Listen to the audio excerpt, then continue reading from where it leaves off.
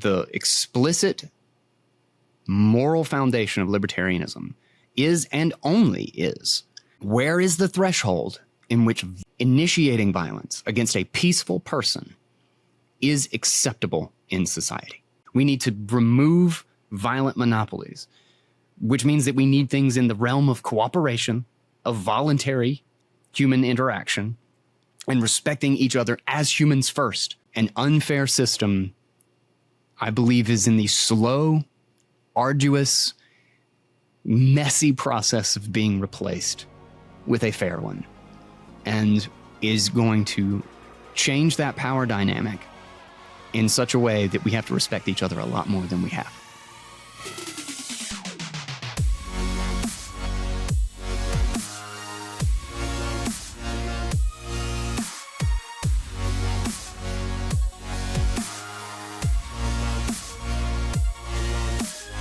What is up, guys? Welcome back to Bitcoin Audible. I am Guy Swan, your host, the guy who has read more about Bitcoin than anybody else you know. This show is brought to you by Swan Bitcoin, the place to buy Bitcoin, which, by the way, right now for $10,000 worth of Bitcoin buying, there are zero fees. Check them out if you haven't. They're the best place to go. If you're just getting started, absolutely go to Swan Bitcoin, and you can go all the way to, get your retirement, get up a multi-sig vault, you name it. If you want to get on a Bitcoin standard, Swan has you covered. And then also CoinKite and the Cold Card hardware wallet. I'm a huge fan. Honestly, the Tap Signer is one of my favorite devices, but the Cold Card is the most secure and like the best hardware wallet. So long-running hardware wallet, like well-trusted. And the Cold Card Q now has a larger screen. You can just scan and you have a full QWERTY keyboard. You can even use it as a password manager. If you want to keep your Bitcoin safe and you want to know you own it, this is how you do it. Grab yourself a Cold Card or one of the many awesome Bitcoin hardware devices at coinkite.com, and the code Bitcoin Audible, which is the name of the show, will get you a discount, and you'll find it all right in the show notes. So today we have a chat with Jonny from the Staying Free podcast. This was, and I mentioned this in the previous episode, this was one of the most thorough conversations, specifically because he had me on just to talk about this issue, about libertarian ethics, about the principles of anarchism and why it is that I'm an anarchist, and to basically address a lot of, he essentially tried to play devil's advocate on the we need a state argument. I think he played that really well to position the other side.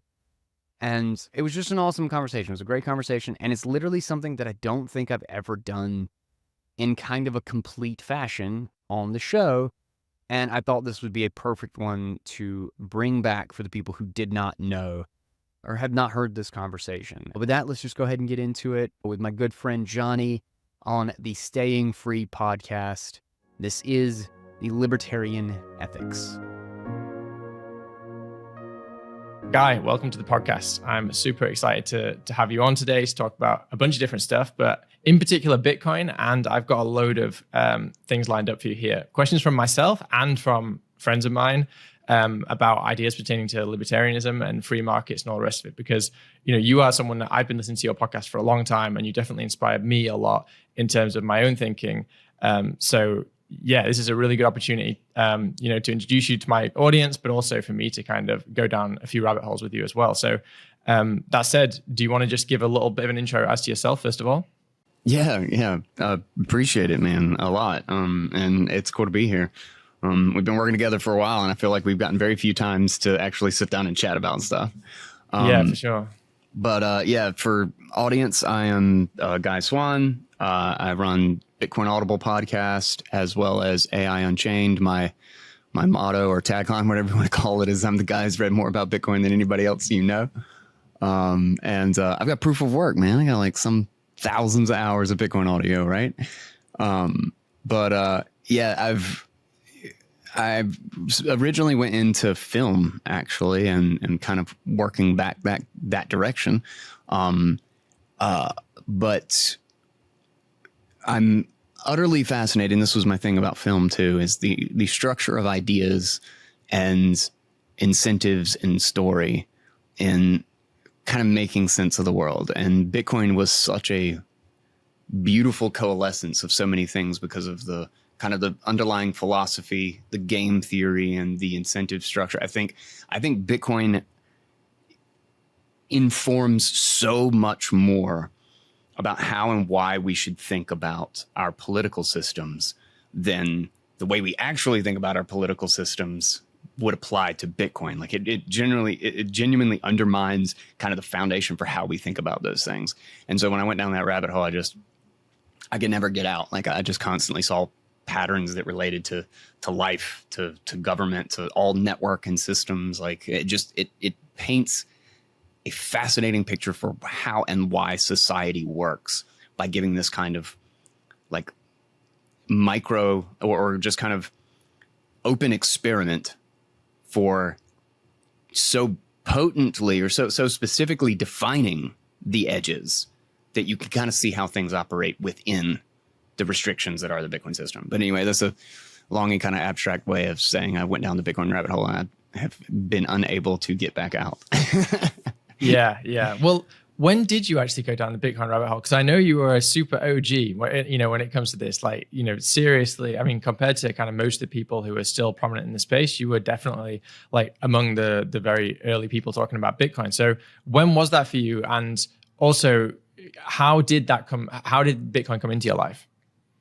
Yeah. So, I keep going back and forth between what year it was because it's hard to find the old price charts. And I remember it specifically based on, because when we first heard about it or found it, and the price was in a skyrocket going from like sub $1 to $33. And like just kind of in like a span of a couple of weeks, we were just like, oh my God, this thing's going crazy. And I remember we tried to buy our first Bitcoin at like $3. And then it was like $5 and it was like $8 and it was like $12. I mean, it was just going to the moon, and like you couldn't get a hold of it. There's no easy way to do anything. Like everything was just like the hackneyest thing that was hackney. It was like the equivalent of going on the internet and meeting somebody behind a dumpster at a McDonald's or something to get anything. So it was probably, I think it was 2011. Or really late 2010 when I first heard about it. And my brother was taking economics in school, and he had gone back to school after dropping out the first time, not knowing what he wanted to do, just kind of being sick of it. And he went back for economics, so we were living together, and he was debating somebody. He debated his professors a lot. He really hated, like, Keynesianism was just, he saw the natural contradictions, like, just outright when he was being taught Keynesian economics, and he would argue. And it was funny because, like, the professors would just basically come to the point of, like, shut up. like I'm not going to answer your question because there is no good answer. Like, you taught us this thing last week, and now you teach us this thing this week, and these two things can't live in the same universe. Like, these are two fundamentally opposite principles that you're establishing. It's like, well, it's different in macroeconomics. He's like, no, it isn't. No, it isn't. No, it isn't. The weather physics isn't different when you're talking about a hurricane than when you're talking about in like a glass cup. Like, it's the same shit. You can't ignore fundamental realities and just pretend that, everything's different up there. Because you got it big and convoluted, and it's harder to see where its connection to the real things on the ground is. But anyway, so he would come home and we would debate about this stuff, and he would be like, they taught me this. How could this possibly be true? And like, we would just kind of go through it for like a couple hours, like daily. Like, it was just kind of like our geeky thing.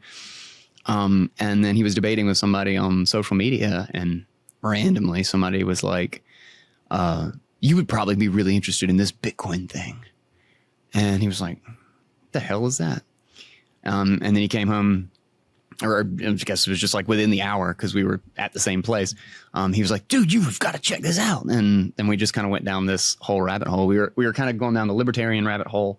We were going down the economics and finding Austrian economics for the first time. And things were starting to click that had been bothering us for a while. And then my geeky ass was going down the kind of cypherpunk rabbit hole and like, what was the power of the internet? How was the internet really changing things? Because I thought about it as a toy my whole life. Oh, I can get games and movies for free or whatever. But then I realized like, no, this is genuinely reshaping the world. Like, what the hell? This is huge. This is way bigger than I thought it was. And so Bitcoin was kind of the coalescence of all of that. It was like everything we were interested in. And then Bitcoin was there. And we went down. I remember the first night that we found or heard about whatever, discovered Bitcoin. We were up all night. We were all night long talking about it. In fact, like I was doing a media business at the time. I had like a crap ton of editing that I was behind on. And we just noticed we were in the back room and like the sun was coming up. It was like 8 o'clock in the morning or like 7:30 in the morning or some crap. And I was like, oh my God, we have not slept. I have work to do. And we've been barreling down this rabbit hole on like a high speed rail. So that was our introduction. And then we were baptized in the very first vicious, horrible bear market of 2011 or whenever it was. It like skyrocketed up to $30-ish. And that after trying to get in for like weeks, like money finally cleared through all the things, all the shady businesses that we were sure stole our money at every turn, because like it was just disappearing from accounts and it wouldn't show up. We're talking so this like was pre Mount Gox as well. Oh, well, yeah. It's just I think Mount Gox was there, but like there was no way to get money to it at the time. I don't know. It's hard to say. Right. Mount Gox became the dominant exchange very, very quickly. Yeah. But regardless, we had a hell of a time trying to get some. And so we watched the price go from like $3 to $30 while we were trying to get up. Like it's like 10x, right? And then we finally, we were broke, you know, and we had $1,000 to our name. It was a joint account that our grandmother gave us to invest, because we were gonna, we had been doing like some kind of stock market stuff, and we were just trying to find like a good long-term strategy to like put it in places. And then like Bitcoin landed, and we were like, oh my God, this is it. This is our first investment. We're geniuses. And we put it all in at like 30 some odd dollars. And then it just collapsed, just utter blood for weeks and weeks and weeks. And I remember because it was the exact same month. It was within a few days of, it's like 3 months. It just plummeted like 95% in price or something like that. I mean, just horrible price collapse. And I remember because the same month that I did the calculation that we had, that our entire savings account was like $72 now, or worth $72. And I remember because I just wanted to throw up. I mean, I actually did throw up. And it was the same month that our water got cut off because it bounced. So within like a day, I'm like running out. It's like, no, please don't cut it off. And I'm like calling my mom, can we borrow like $50? We can't pay for the water. And so you were living with your brother at this time as well? Yeah. Okay, right. But were you at university together, or? No. I went to film school, and I was done with school at the time.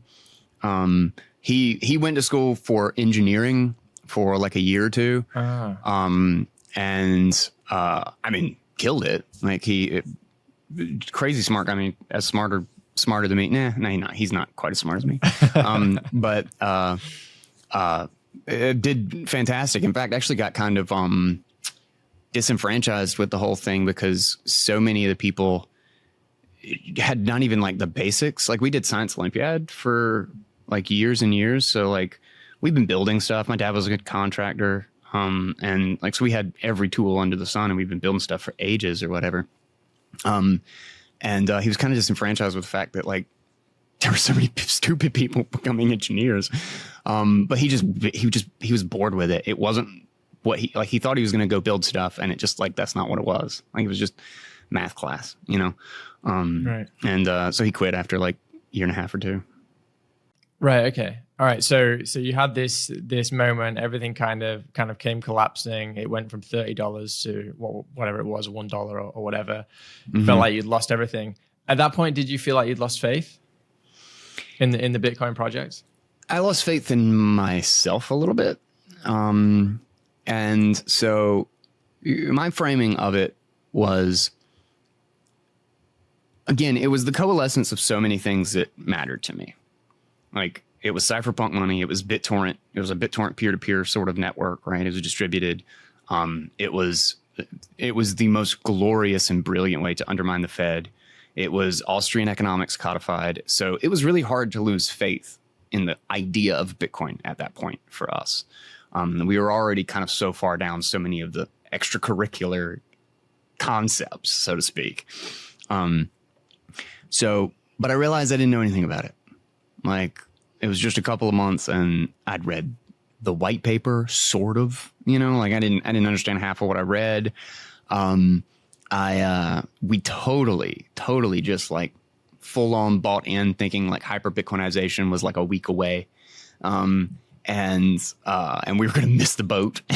Yeah. I think that's how everyone feels when they first go in. You think that you're like, oh, I've discovered it just before hyper Bitcoinization, like amazing. Mm-hmm. And then you go crazy, but you realize that so many people have had that same thought before. Yeah. So I realized that I bought in on a vague dream, right? It was this like vague concept of what Bitcoin ought to be in my mind. And that if anybody asked me any sort of difficult question about it, I'd have no answer. Like I couldn't give any explanation of anything. I didn't know what how addresses worked or any of that shit. Right. Like, it was just like a vague notion of what the system was. And so I decided that now that we had no money in it, like it was essentially worthless. It barely could turn our water back on. That I wasn't going to sell out. I wasn't going to get rid of it with the same uninformed position that I got into it. Yeah. Like, I already made the decision. I'm either going to live with it to zero, or I'm going to find out, I'm going to be able to explain why I'm wrong, why this is not going to work. And so I just started reading every single thing I could get my hands on. Everybody who said it was never going to work. Everybody who said it was the greatest thing which wasn't a big list of stuff at the time. I probably read every piece that mentioned Bitcoin. It wasn't that hard to do. But I just dove in every single bit of it. And slowly, kind of in the 2012 range, more pieces and people talking about it more. And I just kind of came to the conclusion that the deeper I went to understand how it worked and why it worked, the more I was like, no, people just have no idea what this is. And they have no idea what we're sitting on and how important this is, because it just completely undermines the way we think about most stuff. It's just a big, big mental shift, and it's going to take a long time, which still, the longer it goes, the more I'm like, no, this is going to take even longer. And did your brother also go on that journey of kind of learning about it after that crash? Did he also kind of, get back to reading, get back to learning and understanding, or was that a journey you went on your own? I would say I probably did twice the base load that he did, but it was always to go, just like he would go learn economics at school and then we would debate about it. It was kind of the same thing in reverse. Like, I would kind of dig deep into the Bitcoin stuff and then we would debate about it. We would talk about it. Okay. Cool. So it was for all intents and purposes, we went down the same route at the same time. Nice.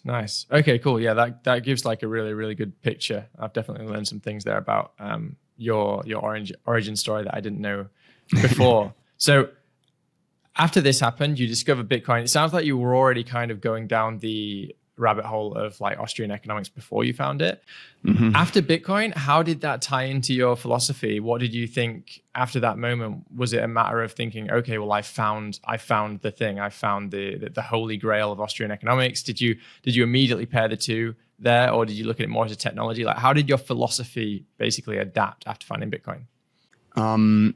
I kind of imagined it, or I pictured it as if I'd found the holy grail of Austrian economics. Is how do you build a technological system that enforced an economic system?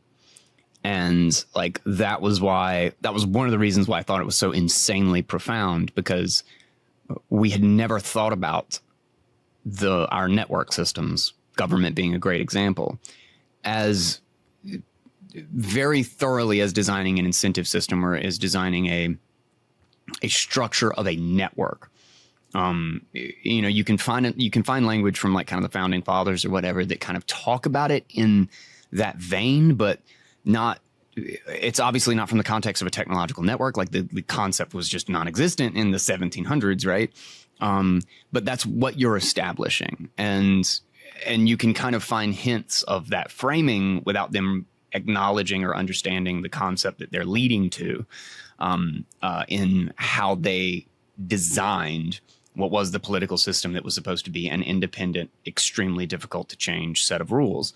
But like kind of when I found that, like it was 100% the culmination, and it was also kind of like proof of concept, right? Is that like, if this shit works, then it proves so many of the Austrian principles, like the base principles, and like really deeply refutes Keynesian economics.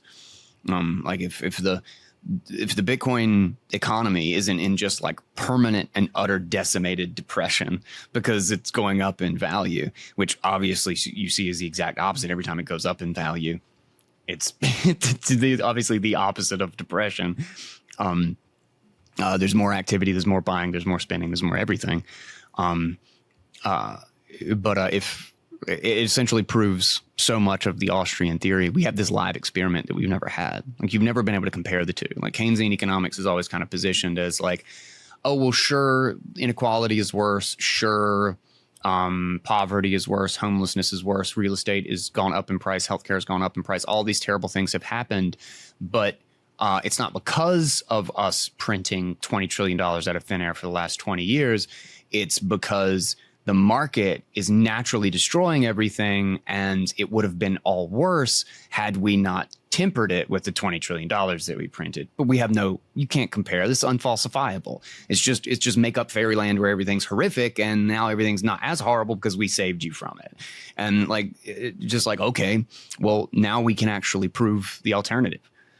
Now we have a system where you can't fuck with it, right? Like Bitcoin is going to run one way or the other.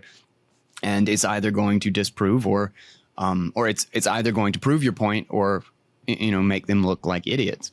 And I think it has and will continue to do so. And I think there's a pretty serious defensiveness against, like, Bitcoin has to fail, right? Like it can't even come close to working. It's just speculative. It's just blah, blah, blah. It's all these horrible things. But yeah, so. Okay, great. So like, I want to get in, as I kind of like mentioned to you before starting, I do want to like reserve a big part of this conversation to actually going into the libertarian ideas, because as well as being like a really, the guy who's read more about Bitcoin than anyone else, you are also the guy who knows a hell of a lot about Austrian economics and, about libertarianism as a philosophy and stuff. So I really want to reserve a big chunk to kind of go into that stuff because, to explore some ideas. But just before I go into that, just for the listeners in my audience, not everyone's a Bitcoiner. I know that I have like quite a lot of Bitcoiners in my, like, as my listener base, but I know that a lot of people, they're not quite there yet. So for those people who are listening and saying like, well, how do these things relate? Like, how does Bitcoin really bring about that, they see it maybe as digital money. They see it as kind of, these digital numbers on the screen, and maybe they see it as an investment, but they haven't quite made that connection of why Bitcoin actually can help to bring about a world of true free markets and a world of, libertarian principles. Can you give the kind of 10,000 foot view of like how that interoperates? Okay. So I would say the best way to understand society is as an agreed upon set of rules for how to deal with the most basic of interactions. Is how to deal with trade and how to establish who owns what so that trade can occur. Without ownership, you don't have trade. Without trade, you don't have specialization. Without specialization, you don't have society. What we need is someone able to make sandwiches and someone able to make cars because the sandwich guy can't make any cars and this car guy doesn't know how to make sandwiches. We need them to independently be able to do their work and then cooperate in such a way where we know how to understand the value difference between how difficult or desirable a sandwich is versus how difficult it is to make and how desirable a car is. There is no objective measure between those two things. It is 100% relative, which means all you can do is take the individual judgments of what one is willing to give up to obtain those things and then compare them together, which means that you need an independent medium. Otherwise, this entire system doesn't work. There's no communication between what one thing is worth compared to another thing. That is where money comes in. That's why it naturally arises in every single society. Just quite to the contrary, actually, it arises so that society can exist.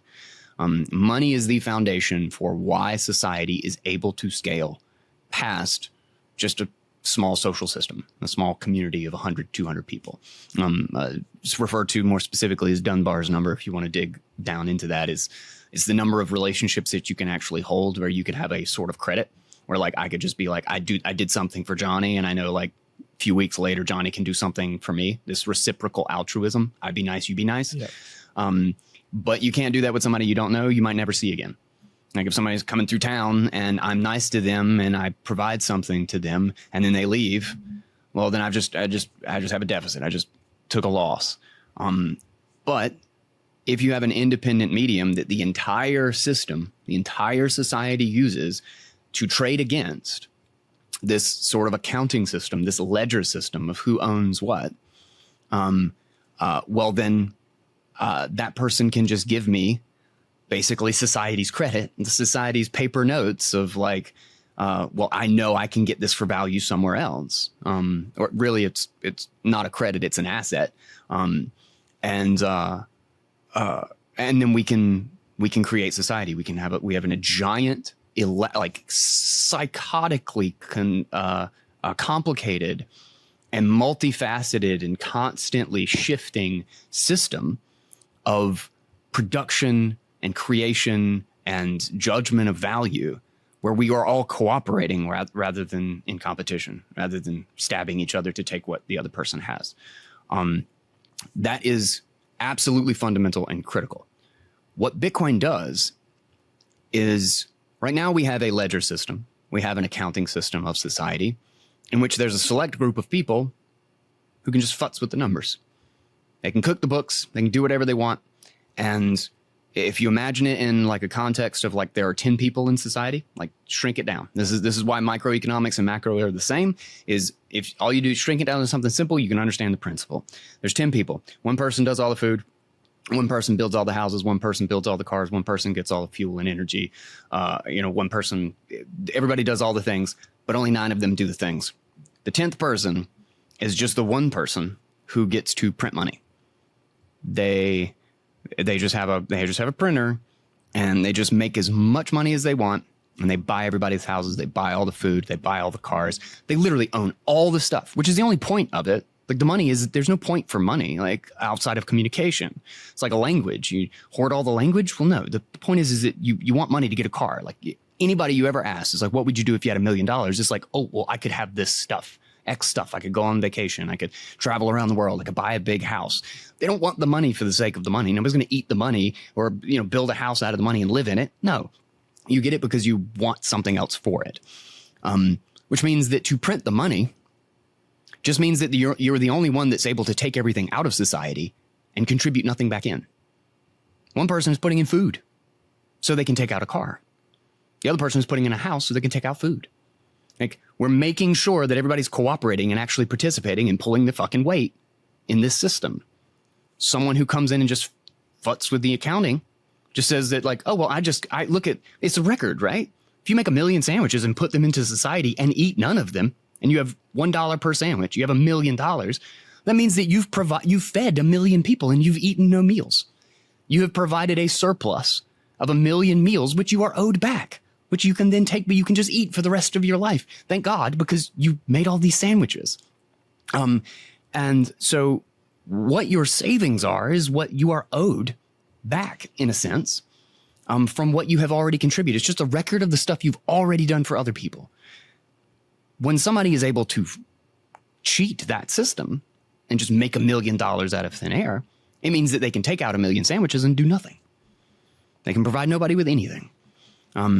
It's just cheating. There's never an exception to that rule. It is always cheating. Even if the prices of those things don't go up because we just get that much better at making houses or sandwiches or cars, and so the prices still stay relatively low, doesn't matter. That one person has still viciously cheated the entire system. They are not contributing. They are just taking. And so our system is a system of unfair rules, one where one group gets to selectively take and contribute nothing back.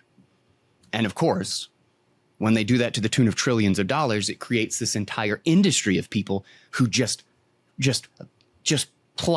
plead to them and worship them and just be like, give me some of it. Give me some of it. They lobby for it. They do favors for subsidies. They blackmail them to get special attention. Like everybody just, rather than actually doing the things that society needs, they just crowd around the money printer and they do whatever they can to appease the powerful people who control the printer to just get a share of the newly printed money so that they can also be the ones who just take stuff out of society and give nothing back. So you create this literal class of a counterfeit industry.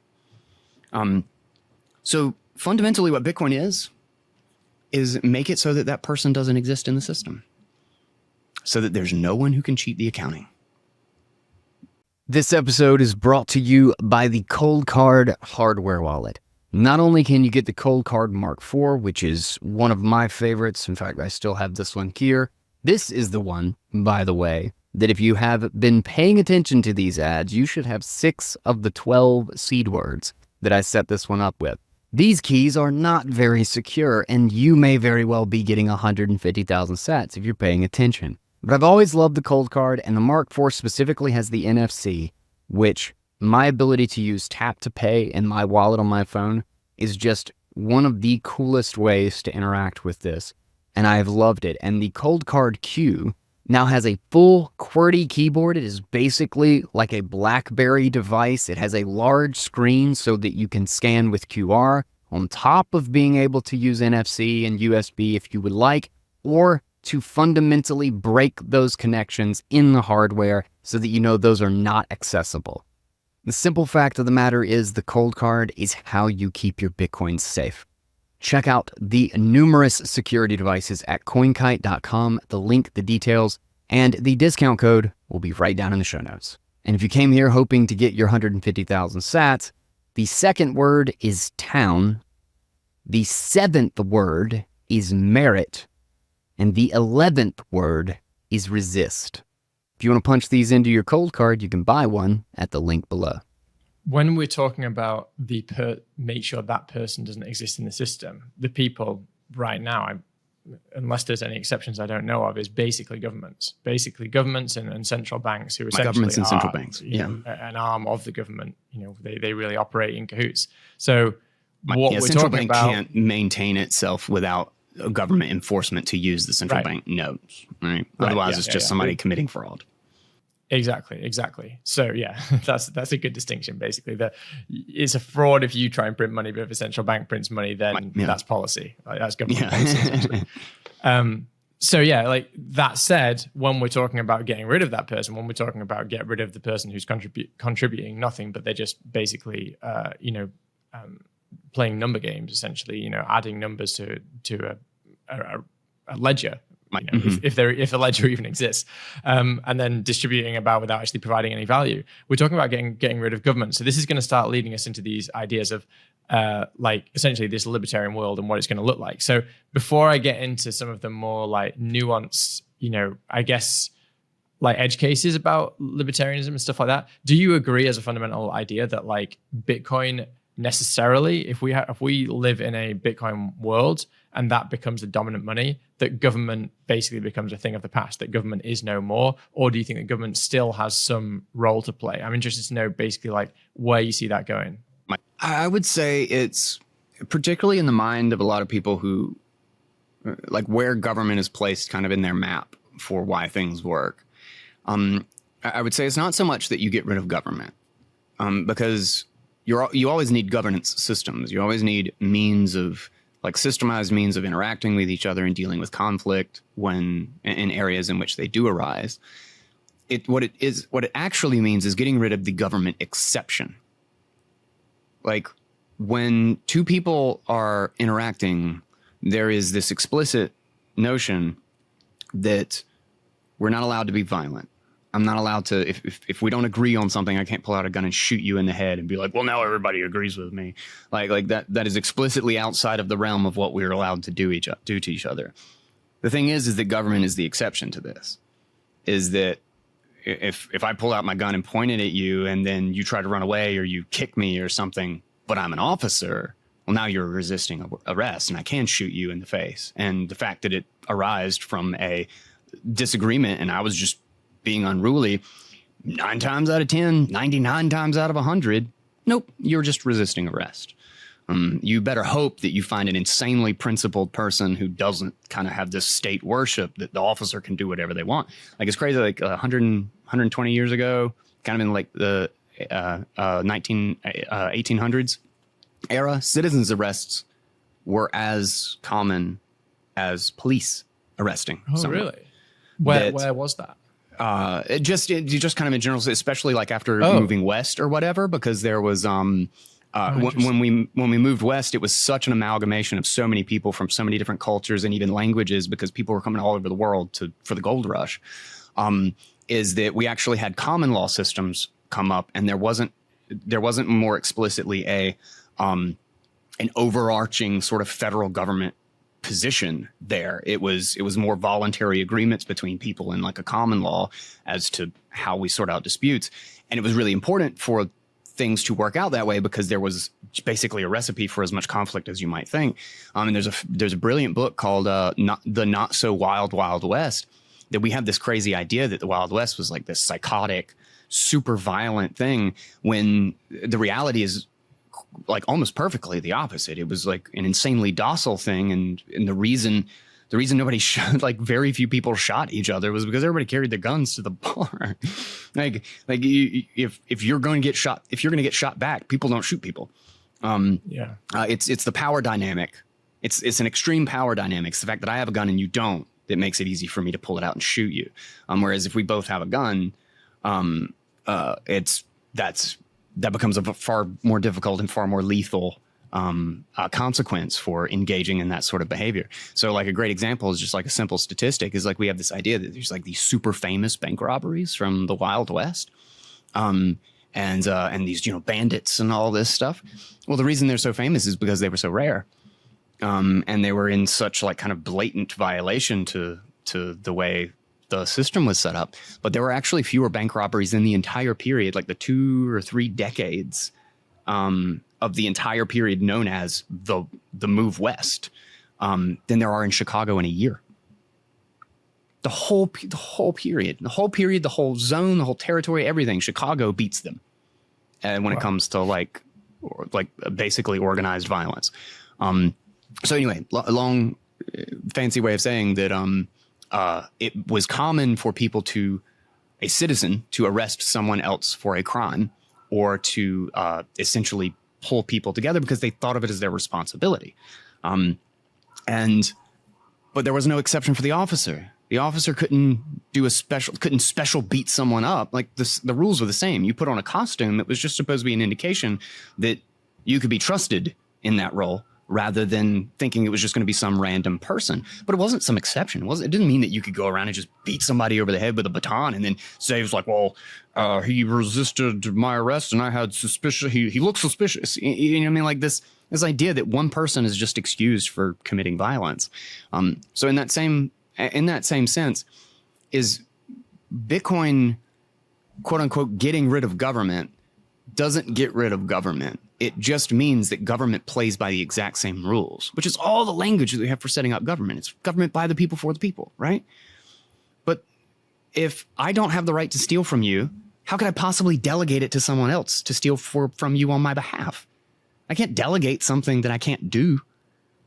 Like it's just this giant system where, because it's big and because it's powerful, we realize that any subset of individuals or small group can't deny it, cannot contradict it, if that big, giant, violent system is willing to essentially kill them, essentially put them in cages for going against it. And as much as we want to think it's for good and we want to frame it like, okay, well, now we can achieve really great things in the world. Look at how much capital we can pull together and nobody can say no. Can't we just make the world a magical place now? But it's an entire realm of, well, how do we use violence to get the things that we want? Like at the end of the day, every single law is enforced by violence and the threat of death. The fact that 99% of the time it doesn't end that way is just because people don't want to die. It's not because it's not there. So it's critical to understand that the most mundane of laws is enforced, whether it's a fine. Well, you don't pay the fine, what happens? Police come to your door. You get summons for court, and then the fine goes up. And then you still refuse, you still don't comply. Then they come to you and they arrest you, or they steal some of your stuff, or they evict you, whatever it is. And again, next round, what do? They put you in a cage. You try to escape, you try to fight the guards, you die. Like it doesn't matter how mundane the beginnings of it is. It's just kind of like you can't like convolute your way out of the fact that at the end of the day, it's violence. Okay, but sorry, long tangent there. Yeah, no, but that's good because it you know, I'm going to kind of like try to kind of like narrow this down to specific examples because, okay, and I'm going to play devil's advocate, you know, because I agree with a lot of what you're saying, but I also want to first of all play devil's advocate just to try to iron out these ideas, but also to try to test some edge cases, which even I don't have a firm answer on. But let's, you know, what do you see the role being then of government? Because you say that you think that governance is still legitimate and will still occur and is a naturally occurring thing. So what does the governance look like? Because most people say, oh, well, this is what we've got. Governance means, you know, if someone's committed a murder and they're a suspect, you tell the police and they go around, and it's legitimate that the police uses force because, you know, we have essentially granted them the power. Yes, we don't necessarily have the power individually to go and put a gun to that, you know, to that guy, or to, you know, maybe you have the possibility to arrest them, but you don't have the ability to go and threaten them with death. But we've kind of collectively come together and said we're going to give the power to a government, to an entity which is designed to do that, which, you know, in many people's views, they would say, well, that's the role of them, you know, police and things like that. So what do you actually see the role? Well, first of all, I guess, like, how would you deal with that particular angle? Like, you know, that they do have the, you know, it makes sense for them to have that power as an entity. And second of all, if you don't think that they should have powers such as those, what do you see the governance responsibility to be? You know, what is the role of a governing body of some sort in your worldview? Well, I would say it doesn't preclude. When I say it doesn't, you don't have the right to go and put a gun to somebody's head. You don't have the right to initiate this against a peaceful person. But if someone has murdered someone, or is trying to murder someone, is beating someone, you absolutely have the right. You, in a sense, morally or ethically, maybe is the better term, you have the obligation to try to help that person. But a murderer has absolved their right to that. They've given that up, specifically because they have taken away the totality of rights of someone else. They have that violation is the one that gives permission to then reciprocate, essentially. Okay, but then what if they have, like, let's say that we don't know for sure they're a murderer, but they're like a suspect. You know, you have a suspicion, perhaps a very strong suspicion that they are the murderer. Let's use that as an example. We don't know necessarily whether they have committed a crime. That is where governance comes in.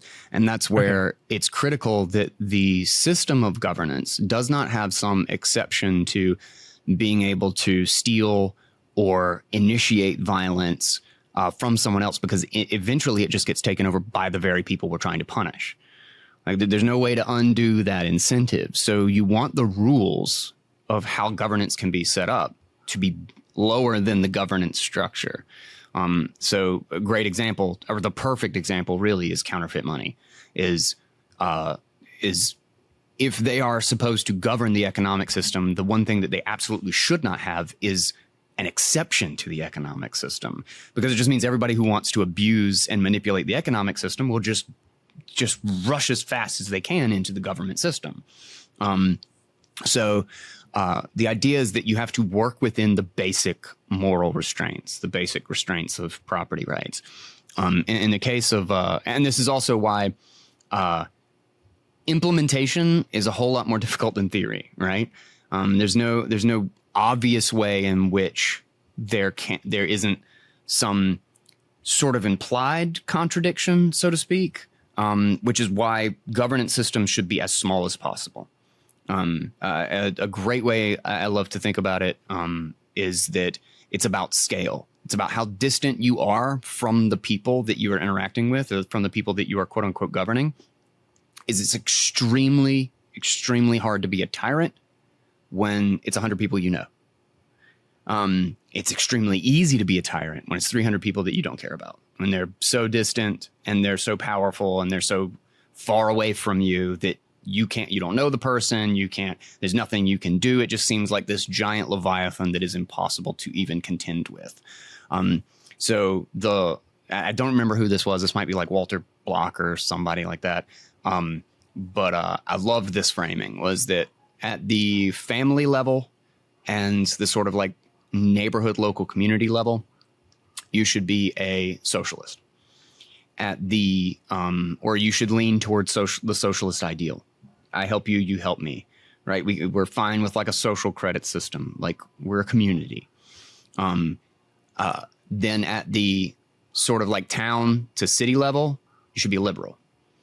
At the state level, you should be, or the county, and then going up to the state level, you should be a conservative and a libertarian. And at the sort of federal global level, you should be an anarchist. And that is the only way to prevent the worst of the sorts of horrible externalities and outcomes of a huge socialist totalitarian government system. The more power you put, the further away, the less you can do anything about it when that power starts going against you. You know, like a great way to frame it is that, especially when we think about it in like a sort of vindictive way, you know, it's very easy for us to, like, great example is, you know, referring to them as the counterfeit class, right? Is that I have this kind of inherent, like, what a bunch of cheating bastards, right? Like I would get this self-fulfillment, this feeling of like justice if these people were harmed. Well, when I think about doing that through the government system, I have to temper that. I have to remember that this is kind of an internal, like we all have evil inside of us, right? We can all watch someone get harmed and feel like the right thing happened. Like watching a murderer die doesn't make me cry. So my perception of who is a murderer matters a lot as to what kind of a person I could be or what kind of horrible thing I could allow to happen and not push back.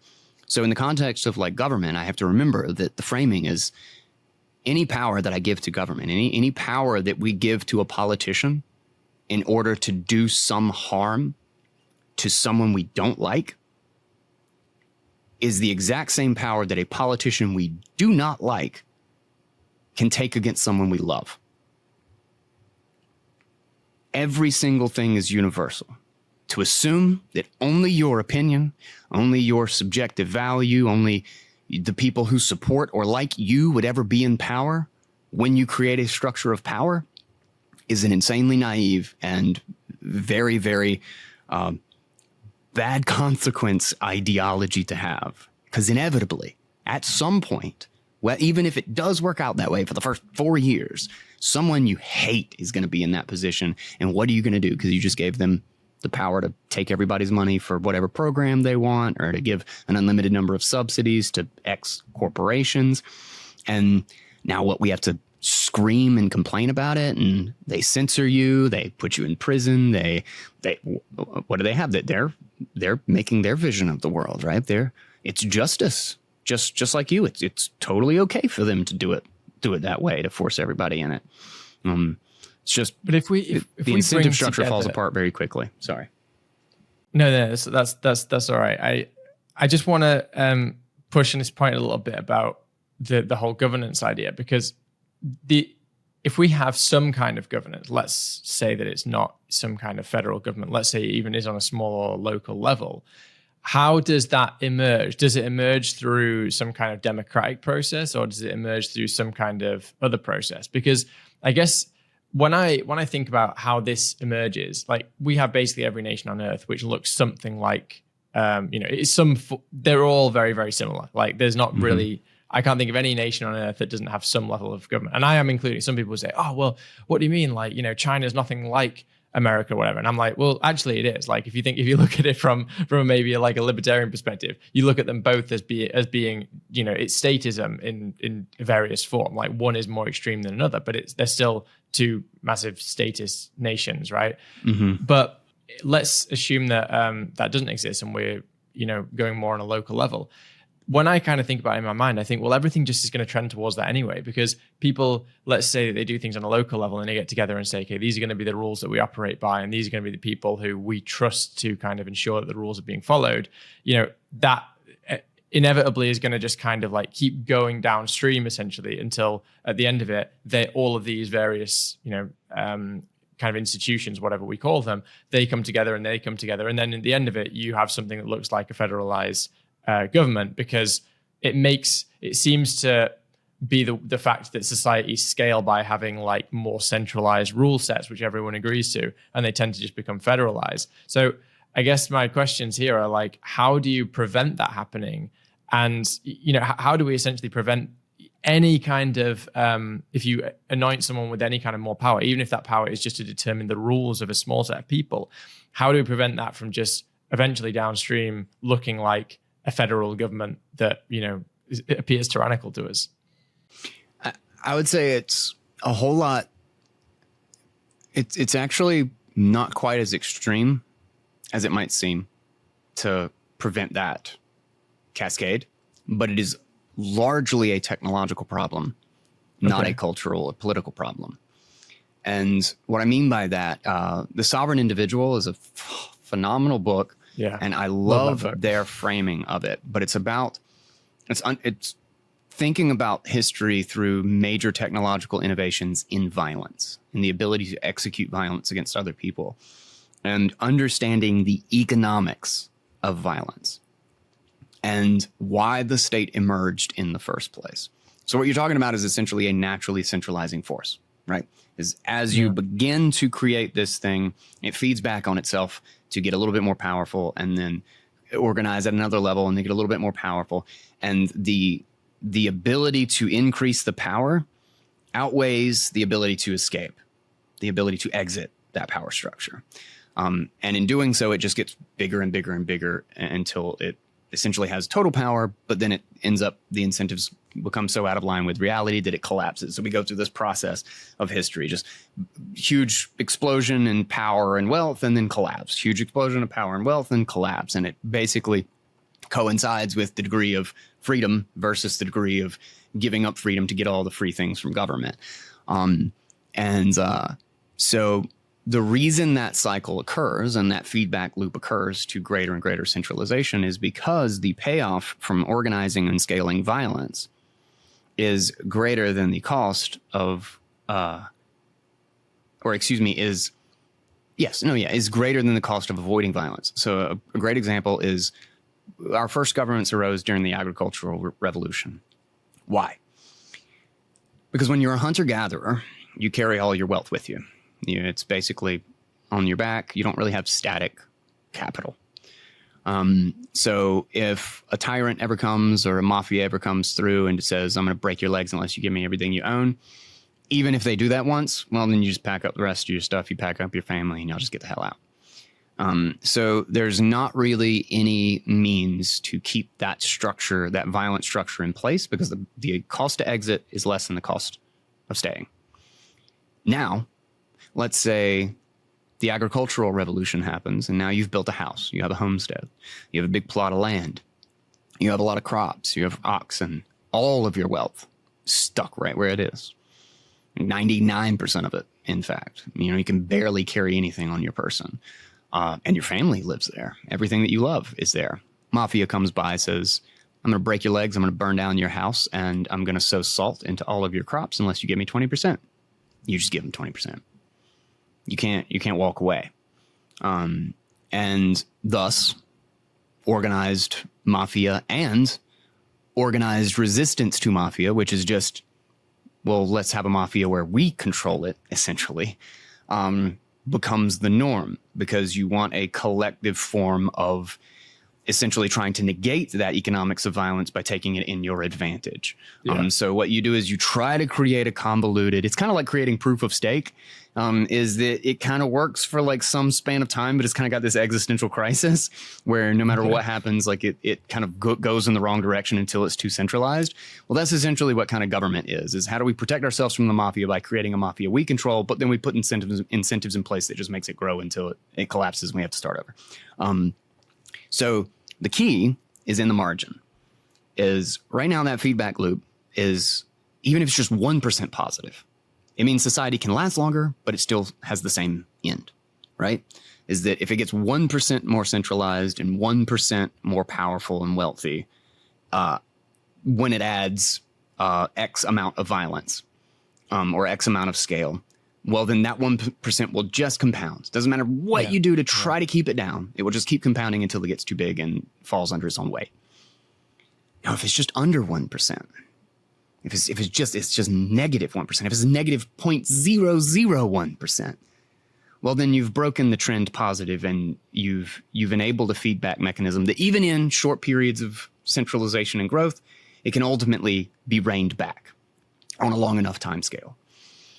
So the idea is, how do you create a technology that allows the exit of value that is easier, has more bandwidth, and what do you mean by exit of value? Sorry, just to pick you up on that. So the idea, the way you defeat that mafia is, how do you take all your crops, your home, your oxen, and your family with you? Okay.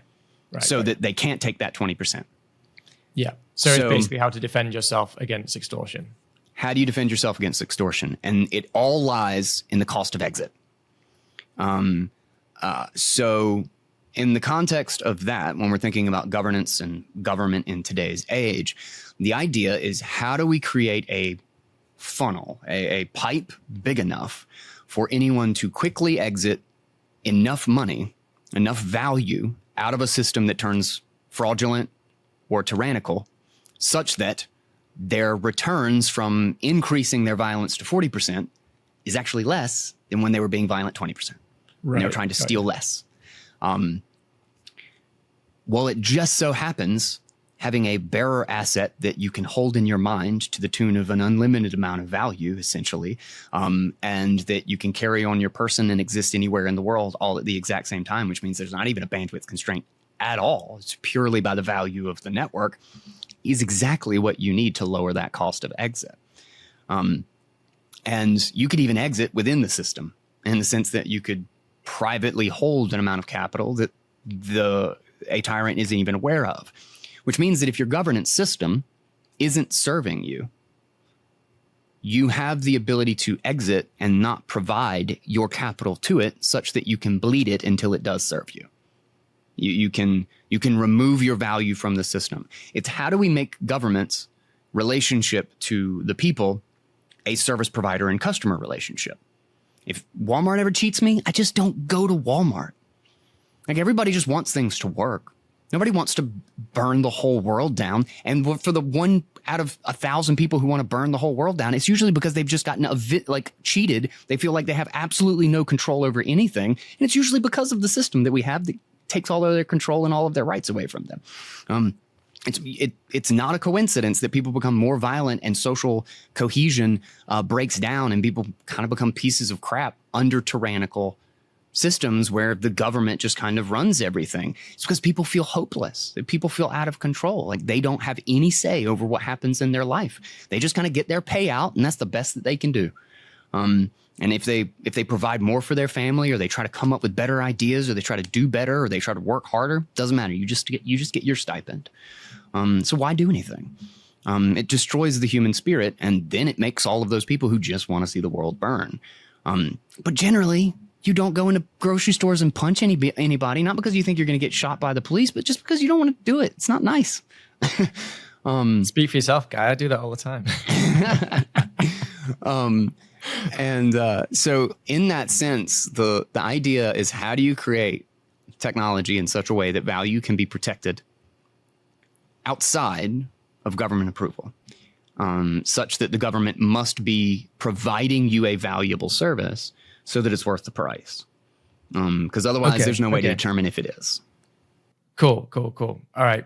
That was awesome. Yeah. I'm glad that we kind of persisted down that rabbit hole, because I think that is actually a really key part of this. I didn't have it down as my questions, but I'm glad that we went into that history, because I do think that that's like really, really important to all of this stuff.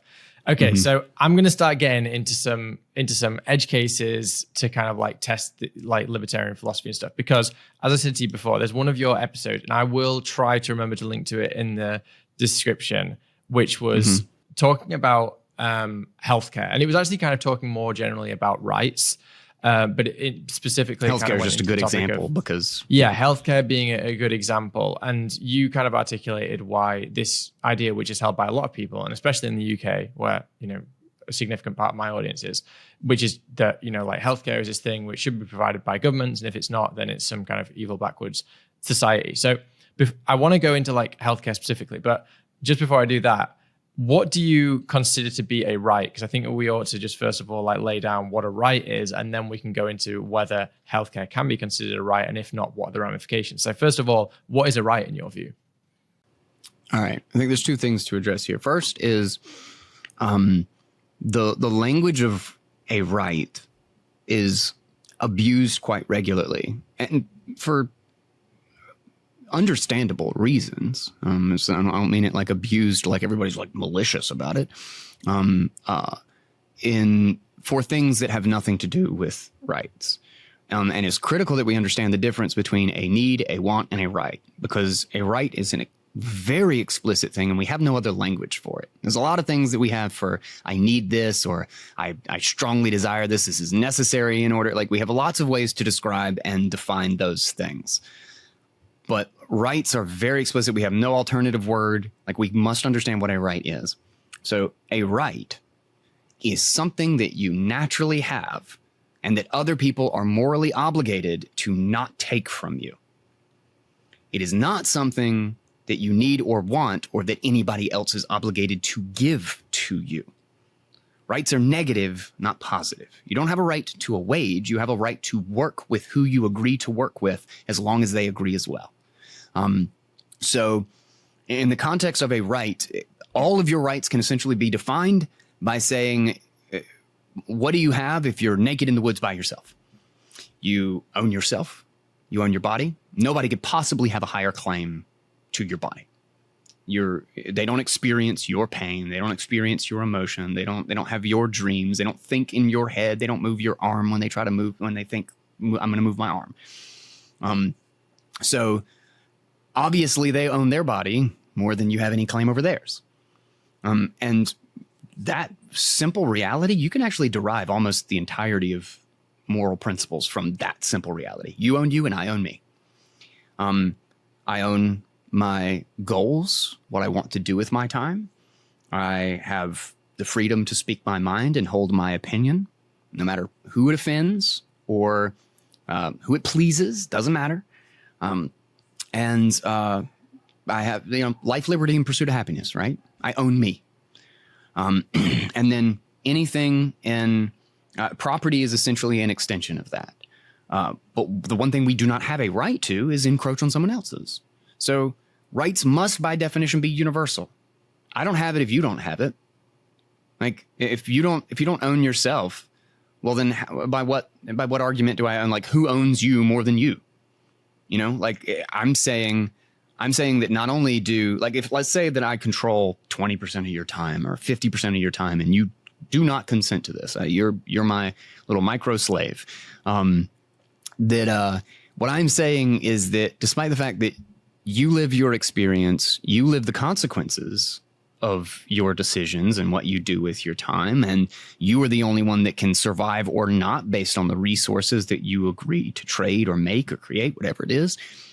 Not only do you not own it, but me from a distance, who has no control over any of it, doesn't experience any of it, pays none of the consequences, I not only own all of mine, but I own yours as well.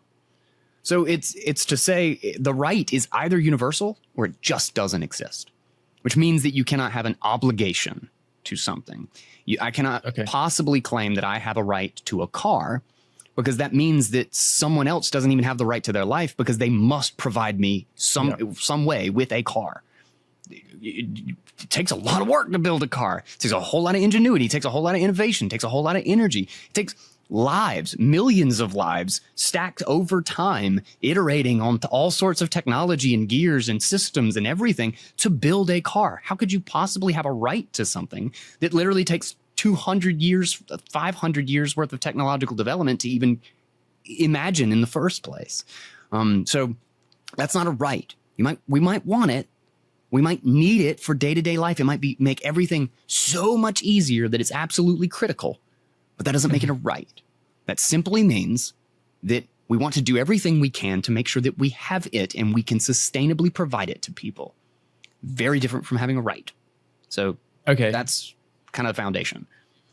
Okay, great. So let's give an example here, because, obviously there is a big difference now, and a lot of people claim something is a right, which you and I would probably agree is not a right. And some of those things might sound callous, or might sound like, what, you don't think that's right, like healthcare or something like that. But I'm going to give like a real edge case example here. And this is just something I've been thinking. I do have questions here from some of my friends and some of my listeners as well. So I want to go into those, and mainly they're around healthcare. But just before I get into the healthcare stuff, let's take an example of something that someone would say is a right, like clean water. Someone would say you have everyone has a right to clean water. This is a universal human right or whatever. And you might say, well, you have the right to trade for clean water, right? You have the right to, if someone has clean water and you don't have immediate access to it, you have the right to pay the money. You have the right to, do something for them, whether you're bartering for it or you're giving them money or whatever it is. You have the right to take dirty water and clean it yourself. Nobody should be able to get in the way of that. Yeah. But let's go with just an extreme example, just to test the logic for a minute. Let's say that someone is living in a location and all they have is, it's a drought. 6 months of the year, and all they have is a big lake which everyone uses for the water. And someone has basically said, I'm going to just ring fence off this entire lake. This is my property. I've built a huge wall. I found it before anyone else. I own this lake. This is my property. This kind of goes into the property rights idea. And then someone else who happens to be born in that area says, okay, well, I'd like some water, please. I'm willing to do whatever. I'll work for the water. I'll pay you for the water, whatever it is. And that person says, no, I'm going to deny you the water. Like, there's nothing you can give me. I won't accept $1 million for this. I won't accept any amount of labor. I've determined that you're not going to have the water. Now, they're not killing that person. They're not going and saying, I'm going to actively kill you. I'm not committing an actual violence against you in that sense. I'm just denying whatever you want to give me. I'm denying any amount of money to give you water from this lake. Do you think in that situation that person is violating the right of the person who wants to buy it by doing that? Are they essentially murdering them? Or does the property right come over and above that and you say, well, no, it's their property. They have the right to deny it. How do you deal with obviously this example is completely hypothetical and it's unlikely to ever happen, but just to test the logic itself, how do you deal with that kind of situation? I would say it's important to go one step deeper before we get to the hypothetical. So to understand, particularly when we're talking about like what we want or what is desirable, is healthcare is a great example, is that the idea is not that, I think to say that something isn't a right is to immediately, for a lot of people at least, is to assume is like, oh, well, you just want people to die of drought. You just want people to die of disease or whatever. When that's the exact opposite of the goal. The goal always is to provide as many people with this thing sustainably for the long, like forever. How do we set up a structure, an incentive structure that makes this available to the most people in the best way for the lowest cost? 100%, that's the goal. The goal is to give everybody, how does everyone get good health care? So it's critically important that this is the goal. The thing is that the incentive structure applied or created through basic property rights, through basic human rights and incentives, is vastly better at providing that to as many people as possible than to monopolize it. What you were talking about is a government. a government that monopolizes it and then tells people who can and cannot control it. But it's not a government in the sense that they are extorting someone. They're actually not accepting anything from that person. They're not going and saying, hey, you've got to pay me, some kind of rent to use my lake. They're basically just saying, it's my lake and I don't care the fact you can't get water elsewhere. I refuse to give it to you. Like in that example, I find it hard to argue that either that person is committing a murder by denying the person access to the lake. Right, there's three options. Either they're committing a murder by denying the person access, or you say, well, we need a government to ensure that the monopoly cannot persist, that we need something to break up the monopoly, i.e. something sitting above the corporation itself, i.e. a government. Or, I'm kind of forgetting now the third option. The third option is, I'm blanking. But yeah, so either a government needs to exist. A government should break it up. That person's committing a crime, or I've remembered the third option. Or the third option is that you say that the water is a human right.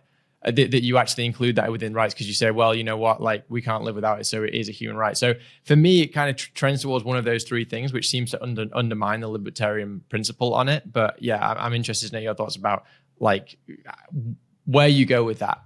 I would say the reason that the third option is not an option or not a sustainable option is because inevitably what you end up doing is changing the monopoly who owns it. We actually see this in, you say, I want to own the monopoly rather than this person who I think is evil or is not letting me have the water. But it still just means that the violent institution is in control of who gets what. Again, it's just hoping that your violent institution is in charge of it or your restrictive institution and not someone else's. So you're not changing the structure. That's the problem. And the structure is what we need to change. One second on that one, Guy, because I agree with you, but then I want to give an example of in real life. You finish your point, and then this happens. Like giant corporations will come into like Africa or whatever, make deals with governments, and they'll buy up all the available resources or all the available water. One of it is that the community is not actually selling it to them. So this is something that you see in the real world is that the community is denied the option. And then there's another predatory means by which the IMF does this. Again, we're all almost universally, these sort of things arise, and monopolies are extremely hard to make sustainable without a violent monopoly enforcing it. Essentially, without government approval, they don't work at length. They almost always collapse under their own weight. The example in Africa of exactly this scenario, of exactly them coming in, buying up all the water resources, is that the individual people are not selling it to them. The individual people are having it confiscated by a totalitarian government, by a dictatorial regime, and then the government sells it to the corporation. So there is the tyranny is the problem that makes such a resource so easy to control. And the thing is that there's almost universally optionality. There's never really one source of a resource, particularly not a need like food, water, or shelter. There's a million ways to get it. The thing is the government comes in and destroys alternative ways to do it. Like they were, people were doing local drilling into wells of exactly an area like this in which the water had been, the major water resources and the major wells had been completely confiscated by the government, sold to a bunch of big corporations. And those giant monopolistic institutions, the giant corporations, love dictatorial governments. Our government and the IMF love dictatorial governments because then they can do their big plans and their subsidies. It's hard to work with somebody that has to get approval from the community. That's insanely difficult. They don't want to sell their rice farm to a corn farm. They want to make rice. They need it confiscated. So, this is it's called structural adjustment. I highly, highly recommend this is an IMF literal fraudulent system that uses the money printer, uses the debt creation system to enslave the developing world. And it's absolutely horrific to look at the amount of capital that has come out of the developing world into the developed world because of this debt structure, because of this monetary structure. But the thing is the local citizens were putting in new wells. They were digging their own wells and putting in their stuff. And the corporations were complaining, and the government would come in and pour cement into the wells Every single time somebody tried to come up with an alternative way, there are systems that will literally pull water out of the air. It's basically like an air conditioning thing that will pull water out of the water vapor in the air so that you can provide clean drinking water. And anytime somebody like set this stuff up, like again, a violent structure, a violent system is coming in and basically shutting down these people's capacity to do it. And they always have a good excuse. They always have, oh, well, your well is the big corporation well is like the properly regulated well, but your well is poisoning, is bad for the well. So we're going to pour cement in it, which is like a horrific point. It's like this, it's so much worse to pour cement into a well to lock it in. The amount of like toxins in cement that would now seep into the water that are like constantly running on a literal column, like all the way down to the water table. Again, it's always a facade, right? Is that how do we establish a law where we can get control? So going back to let's deal with more in the actual restriction of our example, is that not only is it insanely difficult for that situation to arise, but this is where the power of exit comes in. It's so critically important because the power of alternatives, of having an available alternative. And the only way to make those alternative systems and the ability to exit as great of capacity as possible is to have a clear and structured system of rights. Now, in the most local community, that's where I think there's one community and there's one well in the local community. That's why I say socialist at the community level. If it's someone you know you're dealing with, it's your cousin for crying out loud, like, you know, it's your neighbor down the street. I think there is an absolutely fair place of gray area, so to speak. It's not one that I think should undermine the fundamental system of rights, but where practicality is at least something worth considering. Like for maybe an example of like kind of the optionality thing is that let's say there's 90 people in a community or 99 people in a community, right? One person controls this one water resource and he only gives it to 95 people because 4 people don't hold the right opinion. 4 people keep criticizing him, right? Well, then the first thing I would say is that it's on the other 95 to re-provide the water, like to provide a water resource to the rest of the community. And then if this keeps cascading down to the point that nobody is allowed to get water, well, then, fuck.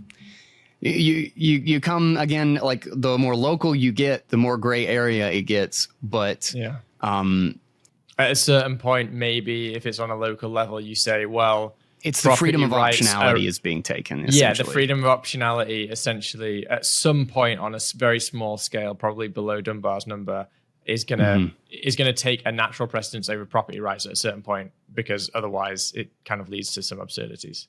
That's kind of how I've come to it as well. That's how I've come to it. So yeah, I mean, not necessarily thinking about it on the scales as you've kind of pointed out here. So this is definitely a good way to think about it in terms of just having a different approach based on scale. Yeah, a different approach based on scale is a critically important way to think about it.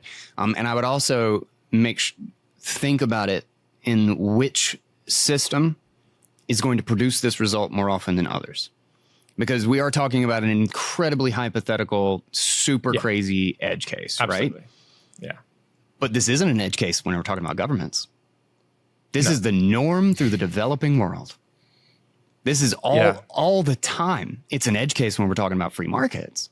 It's very, very, very, very, very hard to sustain such an absurd situation in a free market where everybody has the freedom to move around, to have optionality. So as soon as you say, we're going to undermine the fundamental rights, the fundamental structure of rights in order to prevent this reality, what you've actually done is fucked with the incentive so badly that this is going to occur much, much more often. So you have one hypothetical case that you're trying to prevent, and you have now 20 practical cases of this actually happening, and there's nothing you can do about it. So again, establishing an explicit monopoly of violence to prevent an implicit hypothetical monopoly of violence isn't the solution, because the rights are the most important thing to guarantee that access is still available. Yeah.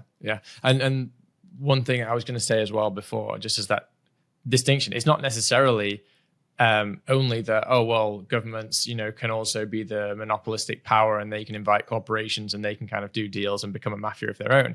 But you could even say, because some people might say, oh, well, you're talking about these two extreme examples, but, I'm talking about a world like, the UK or Canada or the United States where, we have access, and generally in many places you have free access to water, but, there's no monopoly, there's no extortion, but it's like, well, there is still extortion. You're just not necessarily privy to it because people are still having to pay taxes as a compulsory matter. Like they can't escape it. They can't say no. If they say no, they go to jail. And yes, you could say, oh, well, they're getting a service from it. They're getting water. But it's like, well, I can't go and force someone to buy a batch of bread that I've just baked. I can't go to them and put a gun to their head and say, well, you've got to buy this. It's, you want the bread, don't you? You got to buy it. Like only the government has that ability. So even in a kind of non-extreme example of a kind of Western nation where you say, oh, well, free access to clean water, etc., universally. Well, there is still under the surface there, you still have a system of kind of taxation, which you're not able to say no to. So there is still a non-consensual action happening. You might think that it's morally okay. You might think it's morally passable, but there is still a non-consensual transaction happening at the root of that, right? Yeah. And thinking that because you agree and you're participating, or I agree to something and I'm participating, that means it's voluntary because I'm simply disagreeing with the fact that someone should disagree. But if someone does disagree, they're still being forced to participate. They're not given the option of exiting. And what's crazy is like we think about like, oh, it's not really a monopoly. It's like a totally mutual relationship. And, they're a service provider and we're paying for that service. That's not the case at all. And there's a lot of cases of the government being insanely vicious about people finding alternatives. Like, for example, my brother is trying to finish up a house. He doesn't have the right. He's not allowed to not plug into the city water or the county water, whatever it is in his area. And same with power. He's not allowed to generate his own power. And these are not idle threats. They will literally come and take your stuff or they'll confiscate the house. There's numerous stories of people collecting rainwater and filtering their own water and not being plugged into it, who have it ripped from their house, who are arrested and fined for this. Like, that is any excuse saying that like, oh, this monopoly is totally fine because I'm in agreement with them, is saying that it's okay to destroy that person's life over the fact that they collected rainwater. And we're causing years of pain and destroying their property so that they have to recover. They don't have the right to optionality. The only thing that you do have the right to is to get water if you can get it. It's rain. It's rain, for crying out loud. It falls on your property. You should have absolutely 100% right, even if it's dirty or whatever. You want to drink dirty water? Go to town. Everybody else is going out and getting fucking wasted off of vodka. They're drinking literal poison so that they can be stupid for 2 hours, Like the idea that I have to ask permission to have rainwater, like to simultaneously think everyone has a right to water, but that we can just kind of excuse or not think about the fact that the government will literally take water that you have obtained naturally and without hurting anyone or stepping on anyone's toes or getting in anybody's way to live their life the way they want it. Those are polar opposites. That's the opposite of the right to water. That's the right only to be attached to the monopolistic system that dominates water. That is that hypothetical that we just talked about. That is dominance of the water system and giving everybody just a good enough price that they can have an above market profit, that they can have control, that they can make sure that those 4 people who keep disagreeing with them and criticizing them publicly can have that taken away from them, can be targeted in some specific way. Because there's no value in not being a part of society. But if you can control it, and you can just slightly eke out more and take the control selectively, most people will just kind of turn the other cheek. Most people just kind of look away and be like, nah, I agree to this. I want the water. Okay, yeah. Guy, I'm gonna start rattling through questions. I've still got quite a few things to go into. Sorry. And no, it's fine. This is like really interesting and I love talking about this stuff. but I want to try and get through as many of these questions as I can. So they might be a little bit like not particularly well threaded together, but I'm just going to hit you with them and get your thoughts on them. So yeah, like I said to you before, like I've got a couple of friends who, they're somewhat libertarian in some of their thinking, but they still kind of, compared to me, they're still very much, they don't really believe that it's kind of like necessarily feasible or necessarily kind of moral, and kind of morality comes into this a bit. So I'll just start firing the questions off. So my friend says, basically, like if you're in a libertarian world, right, you are going to have people who necessarily have more and necessarily have less. And without a government kind of there to always backstop the people who have less, without a government there to say, okay, well, we're going to provide a basic level of healthcare to people who are, particularly poor, who are kind of like in abject poverty, etc. In the absence of that system, there's still going to be people who are poor. You might say, well, everyone will overall be more wealthy because you're not going to have all of this kind of like, expenditure on inefficiency, etc. So maybe everyone will be overall a richer state, but there's still going to be poverty. There's still going to be things that people can't afford. For instance, like expensive health, cancer care or something like that. There's still going to be some things which just are going to be unaffordable, and you no longer have a government to basically put the gun to everyone else in society's head and say, look, you need to cough up because this person needs care, which, you might say that's a good thing. And some people will say, well, it's immoral, it's theft. And other people would say, well, no, actually, it's a good thing. That's what the government should be doing. They should be helping the people, ensuring that people who are in abject poverty still have a chance in the world, right? So anyway, that's just a prelude to the question, which is, if the libertarian argument of kind of charity and voluntary action, right, which is going to be a necessary component, you're going to say, well, people, we're still going to look after those people, but it's going to be on a voluntary basis. I mean, I don't want to put words in your mouth here, but most libertarian thought tends to be in the area of saying, well, we're not just going to forget about people. We're not just going to let people die on the street, but there's going to be, there's going to be a moral obligation there somewhere to provide charity, to provide, voluntarily to help these people. People who have more have a moral obligation to help people who have less, but it should be done on a voluntary basis. That's normally the way that it's phrased.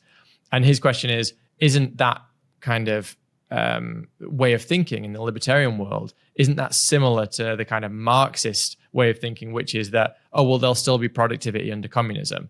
That essentially kind of both sides are making a claim which is somewhat unprovable. The Marxists are saying, oh, well, even if we don't own anything, it's all kind of like share, even if there's no property rights, we'll still be productive.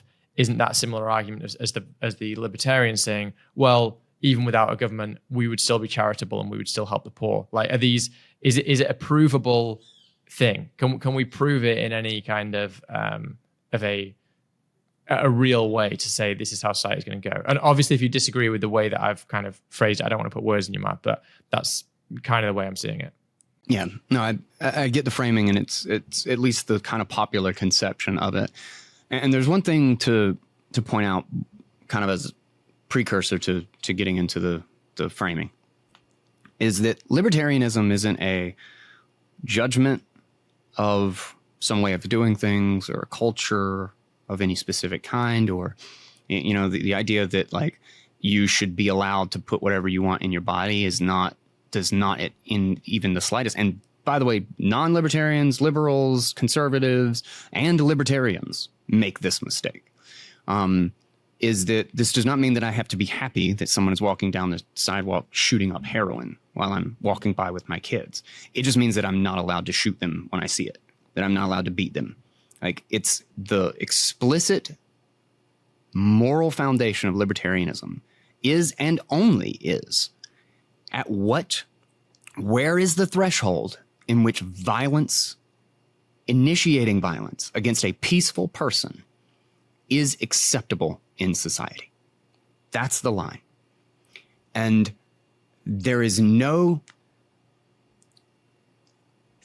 we have got to get out of this thinking that because we want something really bad, which is always a subjective thing, that where the goalposts move, there's no clear way to define this. There's no clear edges to put on it.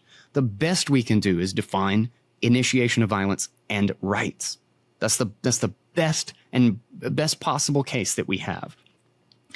As soon as we start thinking that because we want something from someone else, we can be violent over it, going back to that kind of initial idea of just a feedback loop in the wrong direction, we build a giant structure of violence to just take whatever we want from society. We're just increasingly building this structure outside of voluntary interaction. You can't police niceness. You can't police ethics.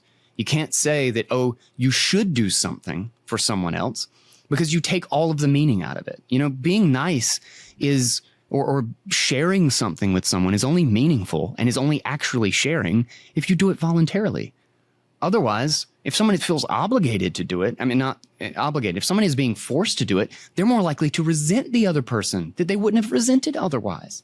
You destroy the fabric of community. You destroy that personal human relationship, that rather than me deciding to actually help you, because I have extra and you at this point in your life, whether it's because of how old you are or where you are between jobs or the structure of like your skill set or the economy, whatever it is, that other people might actually want to be a part of the community and feel the desire to help you.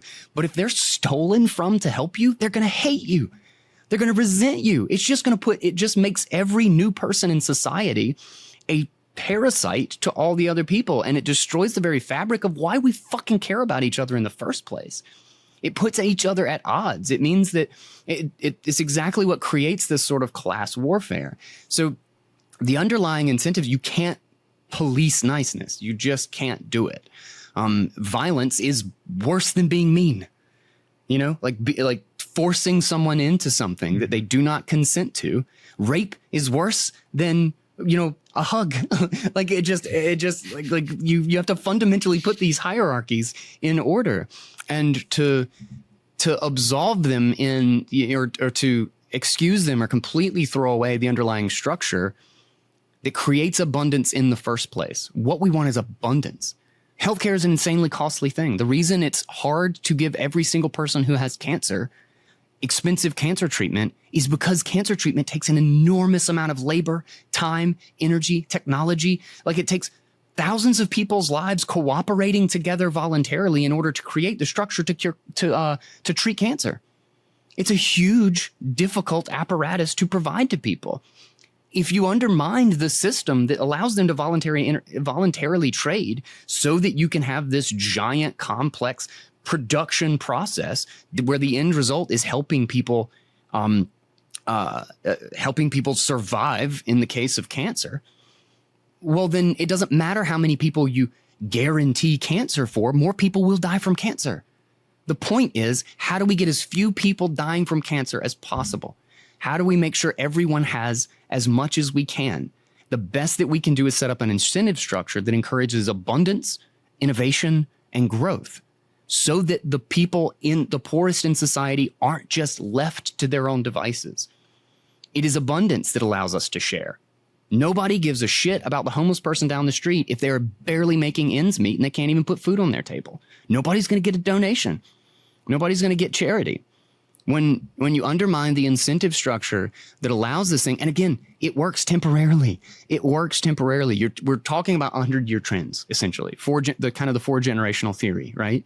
And so one of the worst things about creating a monopoly, creating a structure where the government pays for something, is that it works. The early results are fantastic, generally.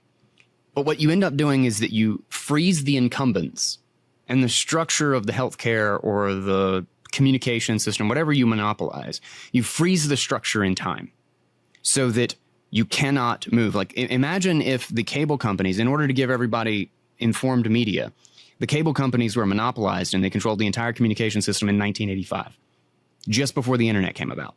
The internet would never have happened. They would never have allowed it.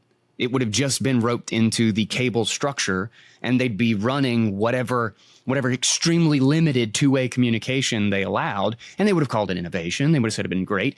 But fundamental structural changes are essentially halted forever because you freeze the incumbents as the powers of the thing. And everybody has this kind of natural authority of this inherent thing that when somebody undermines the way they do something, they kind of feel like they want to gatekeep, right? Like just like seeing somebody else in Bitcoin doing a I'm going to read Bitcoin articles or whatever on their show, there's this natural tendency in my head to be this, well, that's my thing. That's my thing. Yeah. And I have to like shut that asshole up, right? Like, I'm like, I don't control this. I don't own the idea of reading articles out loud, but like, like there's only so much I'm human, right? I'm going to get that little tinge of stuff and I have to fight it back. And I literally send them a message like, dude, I'll retweet your shit. Like I have to kind of temper the little inner tyrant in me to recognize that I have to respect them as a human being. They have the right to do this. I don't own shit. Like I'm not special. But imagine if a government monopolized the reading of articles under my institution. You wouldn't let. You have this idea that I'm the czar of reading articles, and nobody else would be able to run that podcast unless I owned it, right? But I mean it's by default illegal when you create that government system, and I think that's again, 10, 20 years, maybe it works. 30 years, gets a little bit strained. The incentives start to kind of be undermined. Costs start going up. Taxes have to go up enormously. And then it starts to cascade like Canada. You know what the largest, the greatest cause of death in like the last 2 years was? Euthanasia. Was it? Oh my God. Euthanasia. Really? They're literally killing patients to absolve them of their pain. That's not abundance. That's not giving people treatment. And the longer you go, the more it devolves into that, because you've undermined the reason people cooperate in the first place is that you treat another person like a human, which I know is the argument, right? We want to treat them like human. We don't want the poor person to be left on the side of the street. But the best thing to do is to create enormous amount of market abundance so that people care, so that people know that there is extra. You're not going to get that with a government monopoly. And the longer you go, the faster you just end up, and the more control you have over it, the faster you end up towards collapse. And a great example is the U.S. healthcare system. We have this weird, claim that it's like a free market system that Republicans just like cheer it on. It's like, we have the greatest innovation, free market healthcare. And then, people in Canada and the UK will look at it and it's like, see, this is how terrible the free market is. Evil corporations. We don't have anything close to a free market in healthcare. We have this crazy, bizarre amalgamation of like part communism, part socialism, and like only free market profits. Like they can keep their profits, but like socialized costs is pretty much the same thing we have to do with the financial system. But more than 70 cents of every single dollar is either directly or indirectly controlled and paid for by the government in the United States. We just have a really bad incentive structure of a monopolistic system. And to do you even think it's offer, worse, Guy? Yes, I think it's the worst of both incentives. So a single payer system is actually preferable to what we have. It's still on a long-term scale, it collapses and it's bad. But what we have is essentially a centralized structure of who is allowed to do what, a government-enforced insurance system that basically gatekeeps on what institutions are even allowed to do it. And if you're holistic or carnivore or keto or you basically want to work outside of the system, you're aware of insanely how gatekept and siloed the system is, because you can't get insurance for holistic care. You can't get insurance to pay for preventative treatment. Everything is designed around the hospitals and the major conglomerates to rope and trap people into that system. And the overwhelming majority of the money comes straight from the government every single time. This is the Swan Bitcoin app, and this is how easy it is to just buy Bitcoin whenever you're feeling like it. And I feel like it right now. And as it shows me right here, I still have $9,388 worth of my $10,000 of Bitcoin buying that has no fees whatsoever. And now I have $10 more worth of Bitcoin. I do this quite often. One of the really great things about Swan is the incredible number of resources they have for learning and understanding anything that you want to know about Bitcoin. And importantly, they're going to teach you why you should not trade. They're not going to encourage you to trade. They are Bitcoin only. If you're looking for an easy and reliable way to get into Bitcoin, if you're looking to put Bitcoin in your IRA, if you're looking to put Bitcoin in your business, if you're looking to do anything around getting on a Bitcoin standard or getting exposed to Bitcoin in your portfolio, check out swanbitcoin.com/guy is my special link, and you will find it very conveniently right in the show notes. Is there a healthcare system in the world that is private you would advocate over the American healthcare system, or is America the most privatized of any? Jesus. Because I'd be interested to know if anyone's tried and done it, you know? I don't know other America in like previous to like 1907 had the closest thing to a genuinely free market healthcare system as we ever had. And it's funny, we have like this silly idea that it's when everybody was drinking like snake oil and like weird poisons or whatever. It's like, man, take a look at the health of this country right now. Like, that's what we have now. Like, that's what we have. We have a freaking opioid crisis of historic proportions. We have people like 70 to 80% of everyone is on like some pharmaceutical drug. Yeah. I mean, the results of our busted incentives. And I think it's important to remember that the incentive structure isn't simply, is it free or is it government? There's this giant middle ground of, how is it incentivized? Where are costs? Where are profits? Like all of these things. The free market only works and only actually exists if risk and reward is fully and totally present for the players of the system. If I risk, I lose. It's profit and loss. It's optionality for my customers. Nobody is tied to me. Nobody is, removed. Like we have certificate, we have certificate of needs laws where the hospitals in an area get to vote on whether a new hospital gets to come in and compete. I shit you not. What the fuck about a free market is that? Imagine if McDonald's and Burger King could decide whether or not Five Guys could set up shop in the same shopping center. Do they just, oddly enough, they always vote to not. Like the fuck? Yeah. The fuck? Are you kidding me? Like, and this is the consequences of undermining the incentive structure, of undermining the basic rights. You always have to go lower.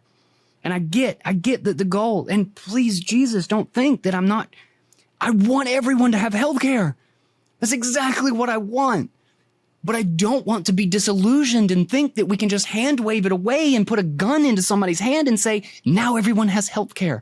That's not healthy. That's not responsible. That's not nuanced. That's not how the world works. That's how you make a problem with someone with a gun that's just telling everybody else what to do.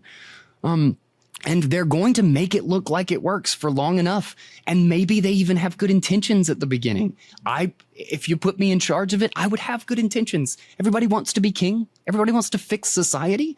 But at the end of the day, to fix society in that way, you have to shut down everybody who wants to do it differently than you. And the only mechanism you have is to go out and beat the shit out of them and put them in a cage. And so that becomes the structure. And those fundamental systems, when you lock those incumbents into the system, that's another great example is the nutritional recommendations. Is our regulatory system is so locked down, it's so structured and so convoluted that we've known for 20 to 30 years. There's been ample studies that show that the food pyramid is garbage, absolute garbage. Like it's not even close to what we should eat for being healthy. I guess that's where you get the corporations involved and stuff as well. Like you get corporations involved because it's really easy when there's just a couple of incumbents to control, when there's just a boardroom of politicians to focus on rather than millions of customers to please. Yeah. I mean, that's another thing is this kind of comes back to the idea that just the fact that you have a state existing doesn't necessarily mean that there's no corporate incentives there, because all that happens is that the corporate incentives work their way into government and the government becomes the enforcer of them because you've anointed the government with the ability to enforce these things. So now you've got this powerful entity which you entrusted with, combating corporate force or whatever, which, as you said, and you use these examples in places like Africa and stuff where they're doing it with the water, is that the government ends up being the enforcing arm of the corporations, right? So I think that actually kind of like explains a lot of, I think that comes down to it. That is how do I phrase this? when you think about these issues, you've always got to be aware of that, because I think a lot of the kind of like more liberal thinking on these matters is, oh, well, you need the government, otherwise it's going to be, you're going to have this essentially corporations that are just kind of going to be these monopolizing forces, or that they're going to, they're going to be the strong, whoever has the most money wins or whatever. But actually what ends up happening is that it's still whoever has the most money wins. But now you've anointed another organization called government to not only do the bidding of the corporations anyway, because they're the ones who have the power to do it, but you've also allowed them to directly go and extort from the people in the form of taxation and say, well, we're going to come and take your money now. And you've enabled them to do things like print the money. So at the end of the day, I think that all of the arguments that end up saying, oh, well, government good, otherwise corporate greed, those exact same arguments you could just say, well, why wouldn't the government be subject to the exact same incentives and be corrupted by them? And therefore you've just given another organization actual monopolistic power. You've given them, not only is it's no longer theoretical, it's no longer, will there be a monopoly of this corporation doing this thing? You've said, I'm going to guarantee the monopoly, and I'm going to hope the monopoly does the will of the cares people. about me, and or is run by me. Yeah. And actually what we end up experiencing in the world is that that's not the case at all. I would also consider two things in this. Well, first, actually, I remember, and I just looked it up in my notes because I was trying to figure out, I have like a set of links. It's like a bajillion long on a lot of these sort of topics. But I remember I said that euthanasia is the leading cause of death in Canada, and it's broken into a leading cause. It's like in the top subset or something like that. So I want to make sure. And actually, it's fun to actually get things like that wrong, because the people who vehemently disagree with you will go actually look it up and find the statistic or whatever. They'll tell you, so it's the fifth. And it's like, well, okay, good. And I'm sorry for being wrong, but it's the fifth leading cause of death, So just a caveat there. That is a misspeak. Fair enough. And it just popped in my head. I was like, wait, I said that wrong. But going back to the idea of corporations, a corporation is a legal entity.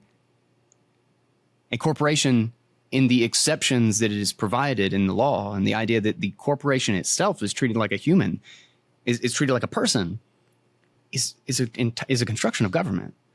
Yeah. It's only because of the monopoly of government that they have these special rules. Otherwise, it's a contract between voluntary people. So the very structure and the nature of corporations would be very, very different if we did not have the government creating these specialized legal entities to the benefit of an organization at the cost of the individual involved. So again, you start to undermine the incentive structure, you get tons of externalities, of unintended consequences the further and further you go down the road. Now, not to say that there wouldn't be legal agreements for organizations. Of course there would. But they would just be explicit contracts, right? Is it like we have a contract with very simple details. I have a contract with my sponsors, very simple details. And we have lots of variability in the fact that we know they control their side of it or whatever. We can voluntarily exit this contract at any time, sort of thing. But that doesn't mean that we didn't set up an arrangement so that we have something to fall back on, because it's easy to agree to something when things are going great. It's really hard to keep that in line when things are shitty. So how do we avoid conflict between each other? The whole purpose is, how do we have as little violence as possible and as much abundance as possible? And at the end of the day, it's adhering to human rights, to the basic rights of life, liberty, and the pursuit of happiness, and fundamental property, so that trade can occur, society can flourish, and we can actually cooperate to meet our ends. And every single time that is undermined, the trade-off might not be easy to see. It might not even seem like that big of a deal for the short term or the midterm. But ultimately, we see the outcome is the same over and over and over and over again. When you create a fundamental violent monopoly that can't be exited from, in place of the potential or the short-term I can get out of it monopoly, or I do have the option sort of monopoly, you just end up with essentially that same sort of person in charge of the other, because that's what those people want. And more specifically, is the least ethical person is the one who gets the furthest, because they're the ones who don't give a shit about lying to people and telling them what they want to hear to get votes. You know, if we could tell which person was a bad person and which person was a good person just by looking at them or talking to them, we wouldn't need any of this anyway. We'd just be able to run things completely on our own. We don't know. We don't know who's a murderer. We don't know who's a corrupt piece of crap. So the idea that we can just listen to somebody talk and that they're the person who's most, like, being told the truth is usually uncomfortable. You know, like if I told you just like the right to not be offended or something, right? Like, let's say you're an alcoholic and I call you an alcoholic. I say, listen, Jonny, you're an alcoholic. You're going to be pissed. You're going to be vicious. You're going to be violent. You son of a bitch. I'm never going to work with you again. This sucks. Like, that's not a comfortable truth to hear. Most people don't recognize themselves as alcoholics. That's one of the big things. It's like the first thing, recognize, admit it, like realize you've got a problem. That's the hardest fucking part of the whole thing. Being told the truth. The truth will set you free, but it'll piss you off, right? So when you have a system where someone can just kind of avoid the responsibility of the truth, and the people who succeed are the ones that just tell you whatever you want to hear, they're just going to lie. The person who tells you the truth isn't going to get any votes. The person who says, man, we have a real bad gambling problem. We have a really bad, the financial system, the banks, you suck. You're fraudulent. Like, you know, like you're cheating the system. It's not going to get any support from the banks. Again, his money's going to be like so less, and he's not going to succeed. So the least ethical person is the one most likely to succeed. The more structured and centralized and monopolized that system becomes, because the way to appeal to the most people is to not have a strong opinion, just tell everybody what they want to hear. And so the same people own it, run it. All right. So just one last question then, which is about intellectual property. Now, you kind of touched on it a little bit previously, where you were mentioning that, you know, about your podcast, and if someone else kind of decided to do the same idea and try and run with it. Now, obviously, in that example, it's very difficult to say, well, that's your intellectual property, you know, to do that. But what about these examples of intellectual property? Like, for instance, if you create a work of art, you create a book or a film or whatever it is.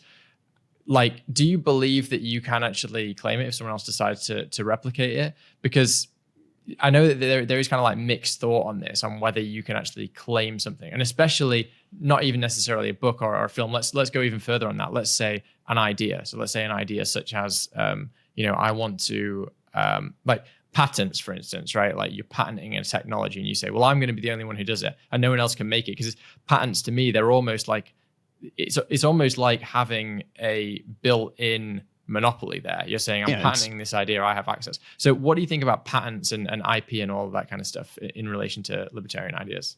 I actually think copyright and patent, I mean, obviously they're two different things for a reason, but they're slightly unique in how their situation is. I think the patent system is a terrible system, in the sense that, just like you said, and it kind of overall in an overarching sense, I don't believe in intellectual property rights, and that's as somebody as a filmmaker and understands the consequences of that, like realizing what that means for my intended means of making money, I guess. But like nobody is entitled to profit from an idea. And also it's important to remember ideas are a dime a dozen. Implementation is one of the more critical things. Like it's actually really nuts. So you go through, there's a book called something innovation, the means of innovation or something. Crap. I'll try to remember it and send you a link to it. I think I have a physical copy of it actually. But it's talking about so many crazy cases in history in which people separately who had no contact, there's not even like a means for like a network contact throughout all of history, invent the exact same thing essentially in different parts of the world. Like 3 people, 4 people invent it all at the exact same time. Mm-hmm. Somebody in China invents it at the same time as in North America or something. It's really crazy. Like the coincidences are nuts because it's the culmination of like putting together patterns that somebody else has created to make your own. But it's important to realize that like owning a monopoly on an idea is to suggest is an undermining of property rights, not a reinforcement of property rights. Because like if you make a wheelbarrow, like you have a wheel and some wood and a big bucket, and you make a wheelbarrow, and and then you patent it, and then I just kind of like go by your house and I see the wheelbarrow and I was like, oh, that's a brilliant idea, and I go make it with my own stuff.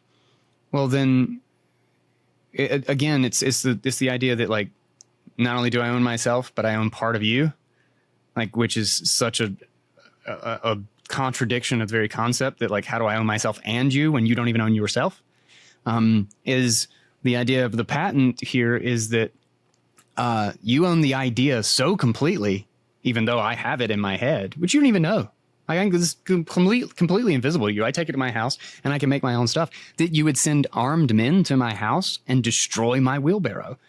Like, it's my bucket, it's my wheel, it's my wood, and I'm allowed to make a freaking wheelbarrow if I have that idea. You're not stealing anything from someone to quote unquote take an idea. An idea is infinitely replicable. Just like I'm explaining rights and principles, nobody's stealing the idea from me to go make a video explaining rights and principles. They took the idea. I want to share the idea. It's good. It's a whole lot better if everybody's got a wheelbarrow in the case of everybody using a shovel. It's a whole lot more efficient. Things get a whole lot better. Everything's more abundant.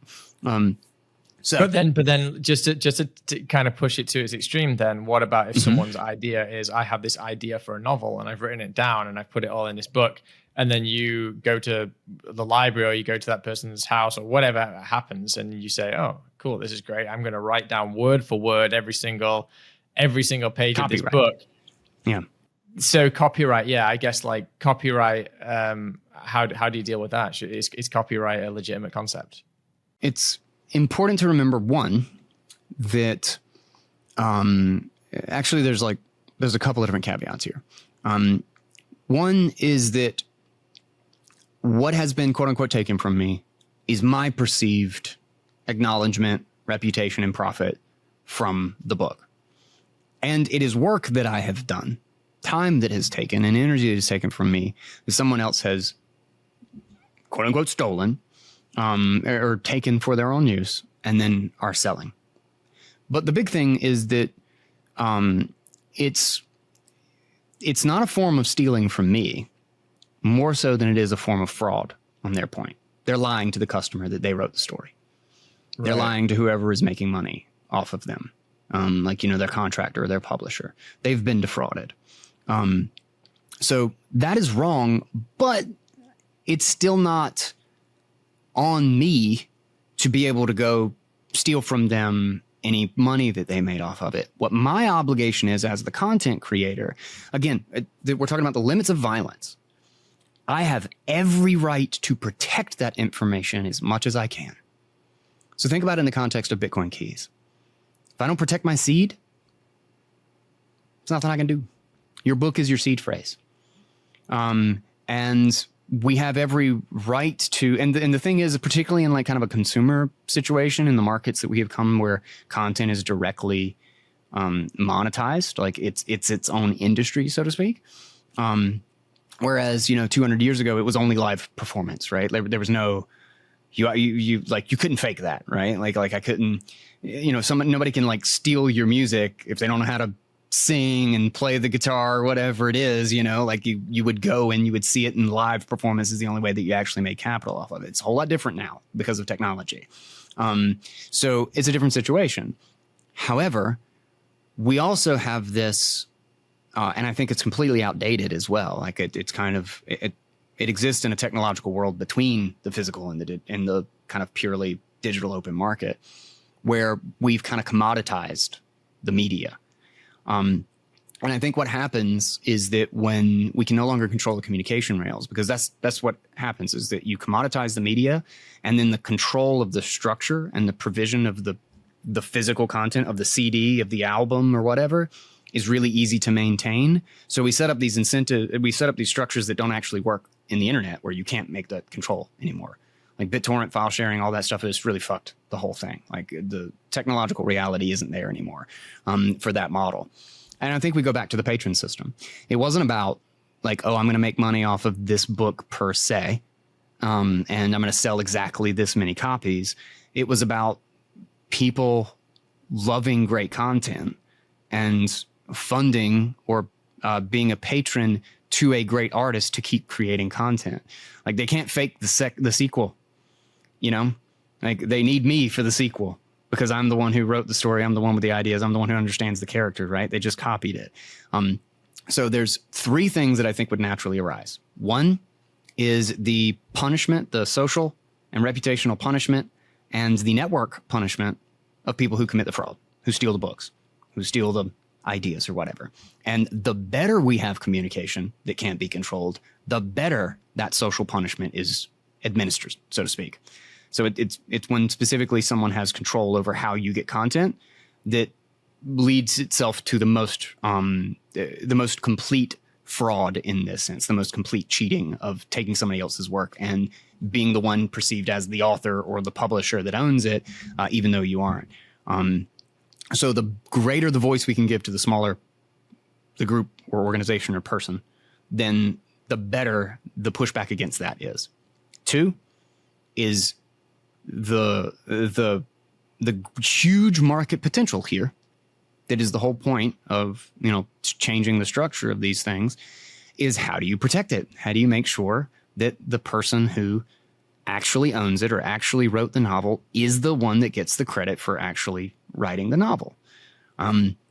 Which means that you set up a Better Business Bureau is a great example, is that it was a complete voluntary thing of basically punishing bad business behavior. Is you can report to a group of businesses that basically work to a very explicit standard, and anybody who misbehaves is informed by the entire network of businesses that do not do business with this person, do not sell this person resources. Like, again, we're talking about like, how do we locally deal with the issue? How do we deal with the issue without violence? And social ostracization is a very important tool there. And in that same sense, creating a network that protects your stuff. If you want to DRM, protect your music. If you want to restrict the means by which people can consume it, might not work in your favor, but you have every right to try all of those systems, just like you have every right to try and protect your seed however you want it. But in the context of Bitcoin, there's not really much you can do if somebody takes the seed. And you might not even know who it is, and it just might be out there. Yeah. But so it also means... it sounds like...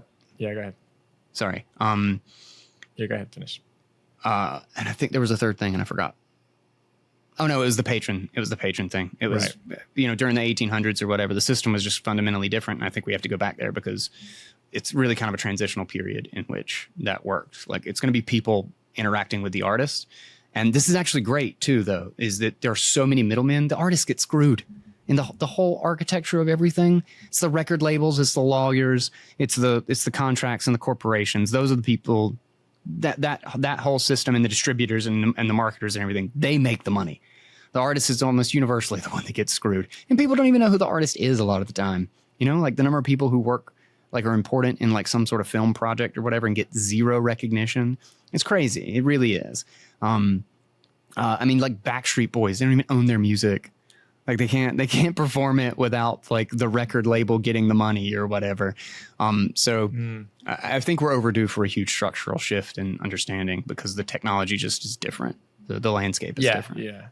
Yeah, that's what I was going to say actually, is that it sounds like your views on this kind of are going to change based upon technology, which they probably naturally should, because the nature of what can be considered stealing. I mean, if you go around to someone's house and you break in, you take the only copy of someone's book and then you take it away and you say, The Lord of the Rings, no longer Tolkien, this is the Lord of the Rings. I put a comma where there was previously a full stop and now it's, going to be by Guy Swan. And then you go and sell it out. That's kind of like pretty different versus, and someone might say, oh, that's actually less stealing than if you just go and get the film and download it on a torrent and then watch it because that's someone else's work.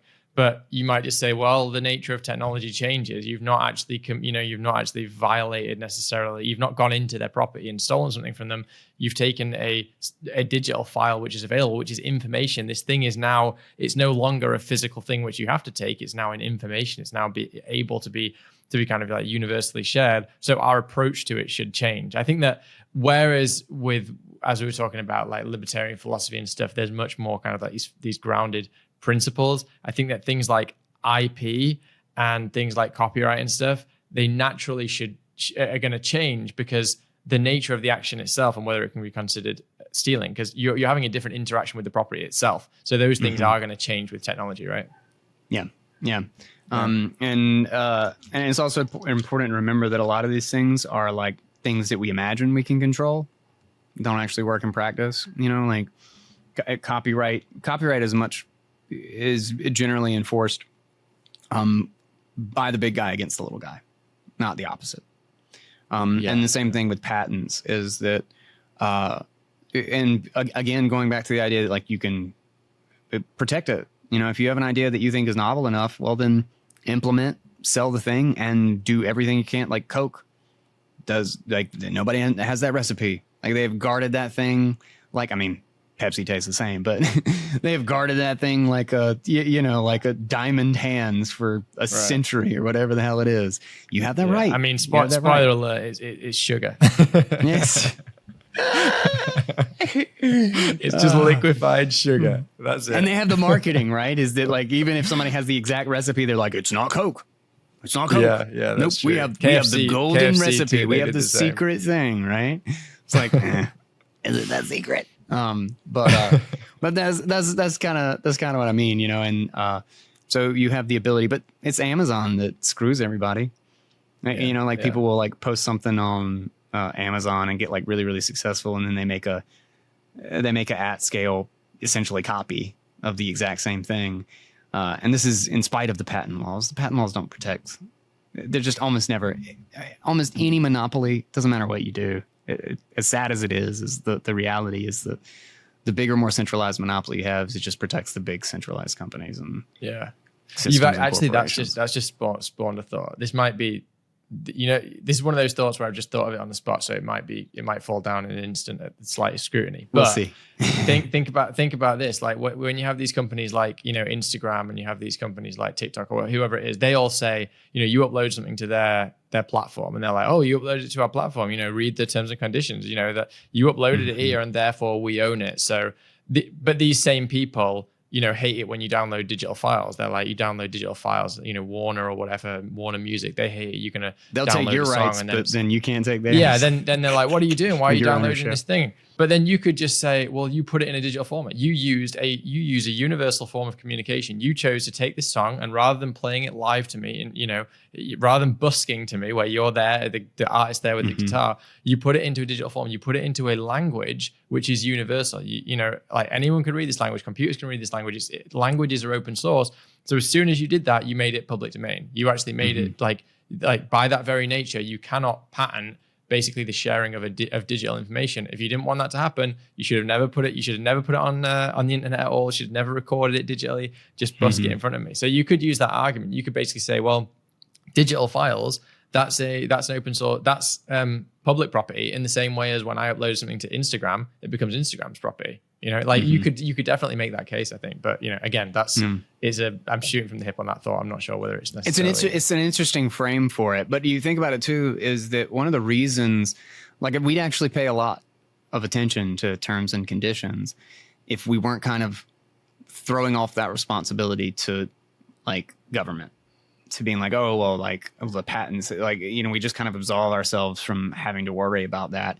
So we just kind of like check yes to all the terms and conditions. But I think if people are actually held to a lot of these situations, and there was more, again, part of the environment is like really critical in this. But there was essentially more freedom in contracting, and there was less of this kind of government framing of how everybody's going to go get a job and stuff. If it was more naturally like we're producing value and we are our own corporation, we are our company, and we need to negotiate ourselves, we'd have a massive change in kind of like the cultural mindset of how to treat selling yourself. And I wish we had it. I mean, this is something that, like, if we had privatized schools, I think would be a critical thing, because I want my son to understand that you do not sign a contract that signs away your life. That says that you don't sign an NDA about, like, you know, who you're working with or whatever. Like, no, just don't. And if you have optionality, if you have savings, if you're not in debt, like up to your eyeballs because you've incentivized to do this, you know, things are affordable. Like, it's amazing how many structural changes can happen that will actually allow somebody to value their personal autonomy greater than some check somewhere. And that ultimately you have a vastly more robust and better system on the 50-year timeline after you've got a couple of generations of making sense of this. And people would stop signing contracts and they don't have any idea what the hell's in it. But it's kind of like welfare. Is it like charity plummets? And you've seen this so many times in history. Is charity is like a huge thing, especially in local communities. And then, you know, the welfare state comes in and it leads to resentment. People get the abundance stolen from them anyway. And so everybody stops being charitable, and then charities just kind of end up being huge, giant political corruption tools. Like, it just kind of, like, the whole facade just kind of falls away, and there's no community anymore. And you just kind of have like this resented corner of the thing that's like walled off in their own like public housing or whatever. And it's just a mess. And there's this division in society because it's not a community anymore. It's people being forced to, it's two groups of people at odds, you know? And so not only is the abundance taken away, and the incentives, are messed up, but then you just kind of have people that, where when you're charitable, you're happy, you see who you're helping, you know, like you get this feedback mechanism, and the other person doesn't feel like they're obligated to it. They feel like they got helped.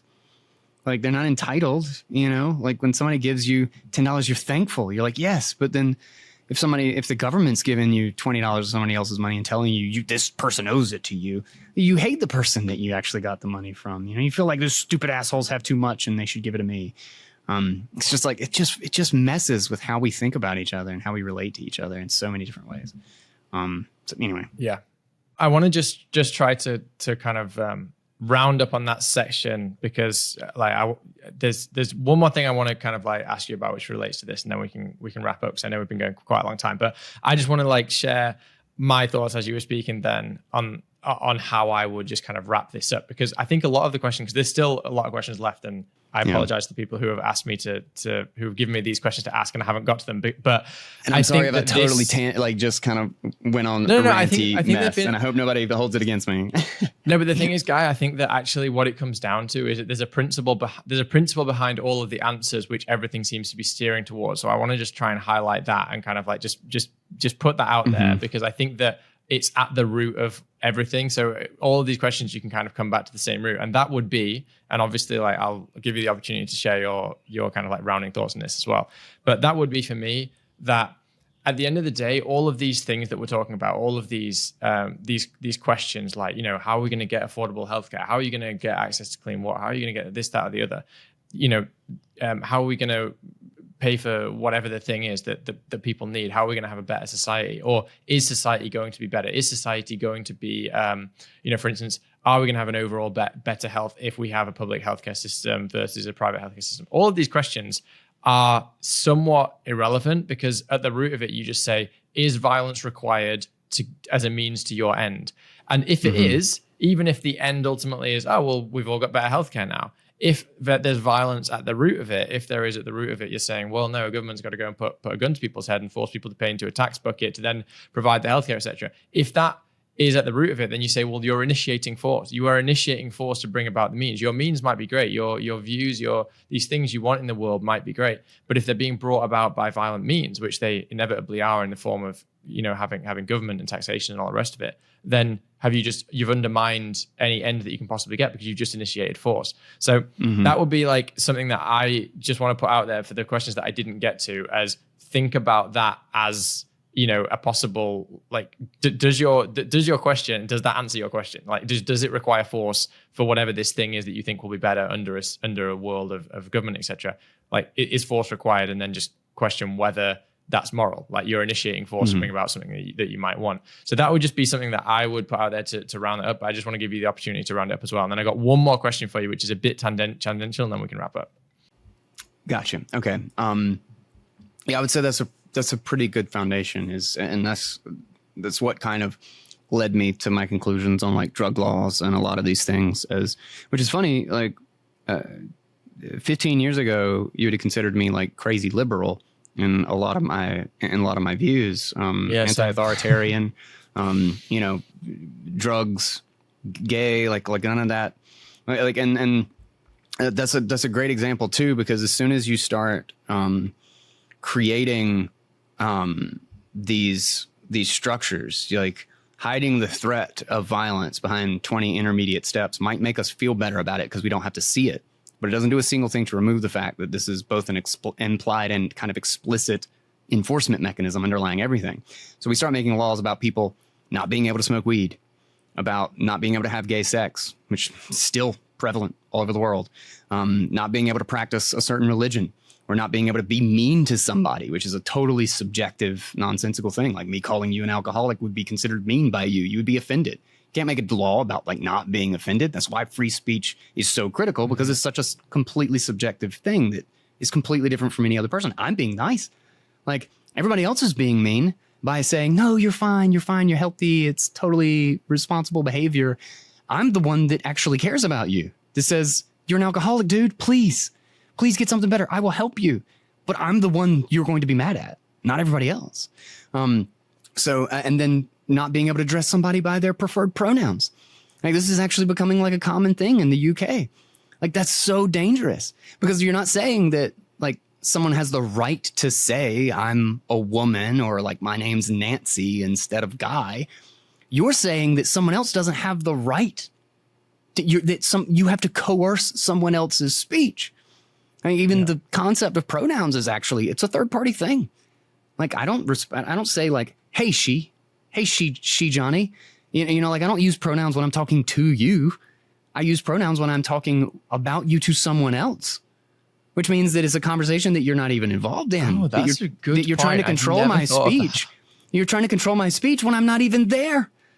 Like, no, you don't, for the same reason that I have no control over anything that you say about me. I can't control the adjectives.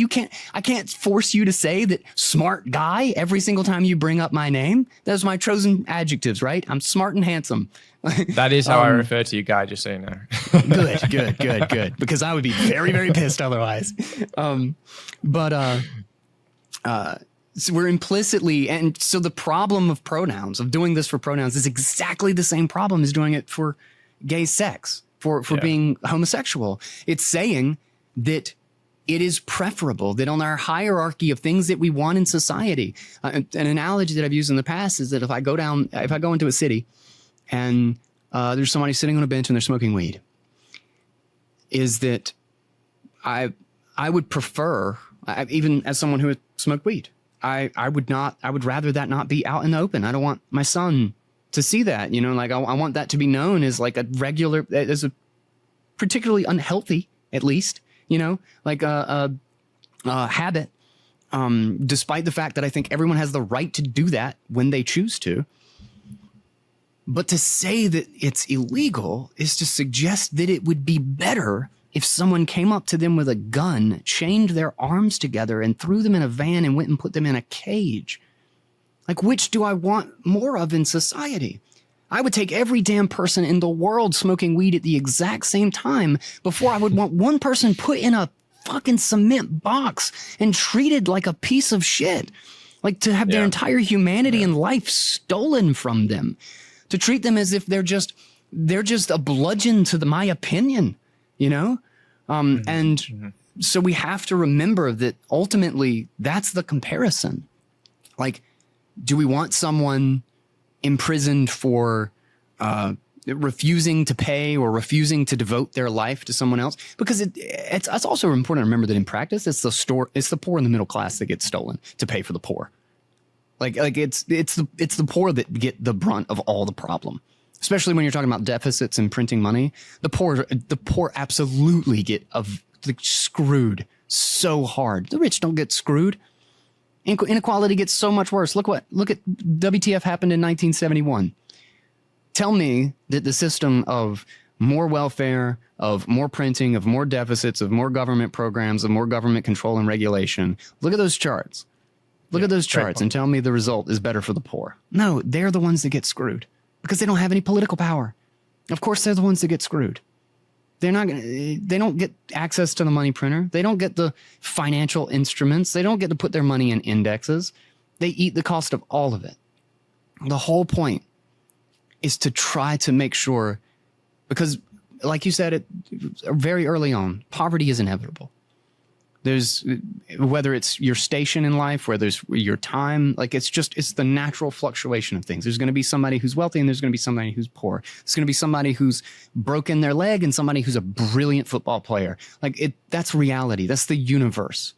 There's no papering over that. There's no like making it not true, you know? The idea is that we let people cooperate and we create a system where we respect each other as individuals and we create enough abundance in which we can help each other when those situations arise. And in which the cost, even in the case of not being helped, the cost to help yourself is absolutely as low as possible, which means that we have incredibly good provision of things. We have incredibly good trade. We have incredibly good specialization, and we have an astounding amount of abundance. And the only way, nothing holds a candle, like even close. Look at all the systems of government and everything. And make sure that you are looking at something that has existed for 50 to 100 years. Don't look at it 10 years after it's happened. Look at it on the long time scale. Nothing even comes close to holding a candle to what a free market does. And that is what we need to do. If we want to cure as many cancer patients as possible, if we want people as healthy as possible, we need to remove violent monopolies, which means that we need things in the realm of cooperation, of voluntary human interaction, and respecting each other as humans first, not as piggy banks to get what we want for whatever reason. You're not my bitch. You're not my slave. I don't care how, like, if you have $1 billion in your Bitcoin account, you are a human. I respect you for being you. If we want to work together, if I think that you could help some of my friends, I would ask. I would appeal to you. But if you said no, that's your right. It's your fucking life. It's not mine. I don't own you. We have to be willing to morally restrict ourselves. We have to self-reflect about how we are treating other people. And it's easy to focus on the fact that, like, oh, I want to make the poor person better, rather than think that I'm treating someone else like my slave, that I'm dehumanizing anyone who has any more, and most importantly, absolving my obligation to help them. I'm saying somebody else should do it. It's really easy to stand on the sideline and be, quote unquote, compassionate when I'm telling Jonny to go help that poor person, rather than just going over and giving them a couple of bucks, buying them a meal, and caring about them. Yeah. Tempering the inner tyrant. That's what you said. You said before. I really like that phrase, tempering the inner tyrant. That's ultimately what we've got to focus on. Okay, I know I said that I was going to ask another question, but actually I think that's a really good point to start rounding off. So I'm not going to kind of dive into another one because that was a really, really nice summary. So I think I'll just let this one go out with you, giving, where people can find you and all the rest of it, where people can find your work. I know that I would, first of all, just like absolutely recommend that people listen to Bitcoin Audible podcast, not just because I'm working with you on it, but also just because it's great. Like it's just, been so useful in my own thinking about a range of different issues. And it's absolutely cutting edge as well. Like, for the Bitcoiners out there, if you want to know about the latest stuff that's going on, like you can find it all in Bitcoin Audible. It's absolutely awesome. So, congrats with everything you've done there. I know you've been doing it for a number of years, and it's awesome. So, I'm really happy to be a part of it recently. And Thank you. Yeah, so let people know where they can find you. And also if you can just give any kind of parting thoughts, things that you're excited about, what you're looking forward to, whether it's Bitcoin or otherwise, and, just some kind of parting message for my audience too. Yeah, for sure. Appreciate the kind words a lot. And obviously Bitcoin Audible, AI Unchained, and kind of on social and Noster and everything. You can find me at the Guy Swan. That's what I go by basically everywhere. And specifically on Twitter, and now trying to do on TikTok. We'll see how that goes. I am publishing a lot of these short form videos to try to break down some of these core principles and concepts and rights, and a lot of these things will be a part of it. But right now I'm just trying to make sense of the monetary system for people. Because understanding how you're getting screwed is like being an alcoholic, right? The most important thing is identifying the problem, is recognizing that it's there. And I think people don't realize the sheer staggering scope of externalities of second and third order effects that just the underlying incentives of our money have just completely, I talk about the counterfeit class just rushing around the money printer. The incentives are so horrible, and it is deteriorating all of modern society. I think we're in the largest debt bubble in the history of the world. The history of the world. It's not a coincidence. It's explicitly tied to how our money works. And the social division, the cultural rot, the inability to provide services, the separation between the service provider and the customer, all of these things are deeply tied to this.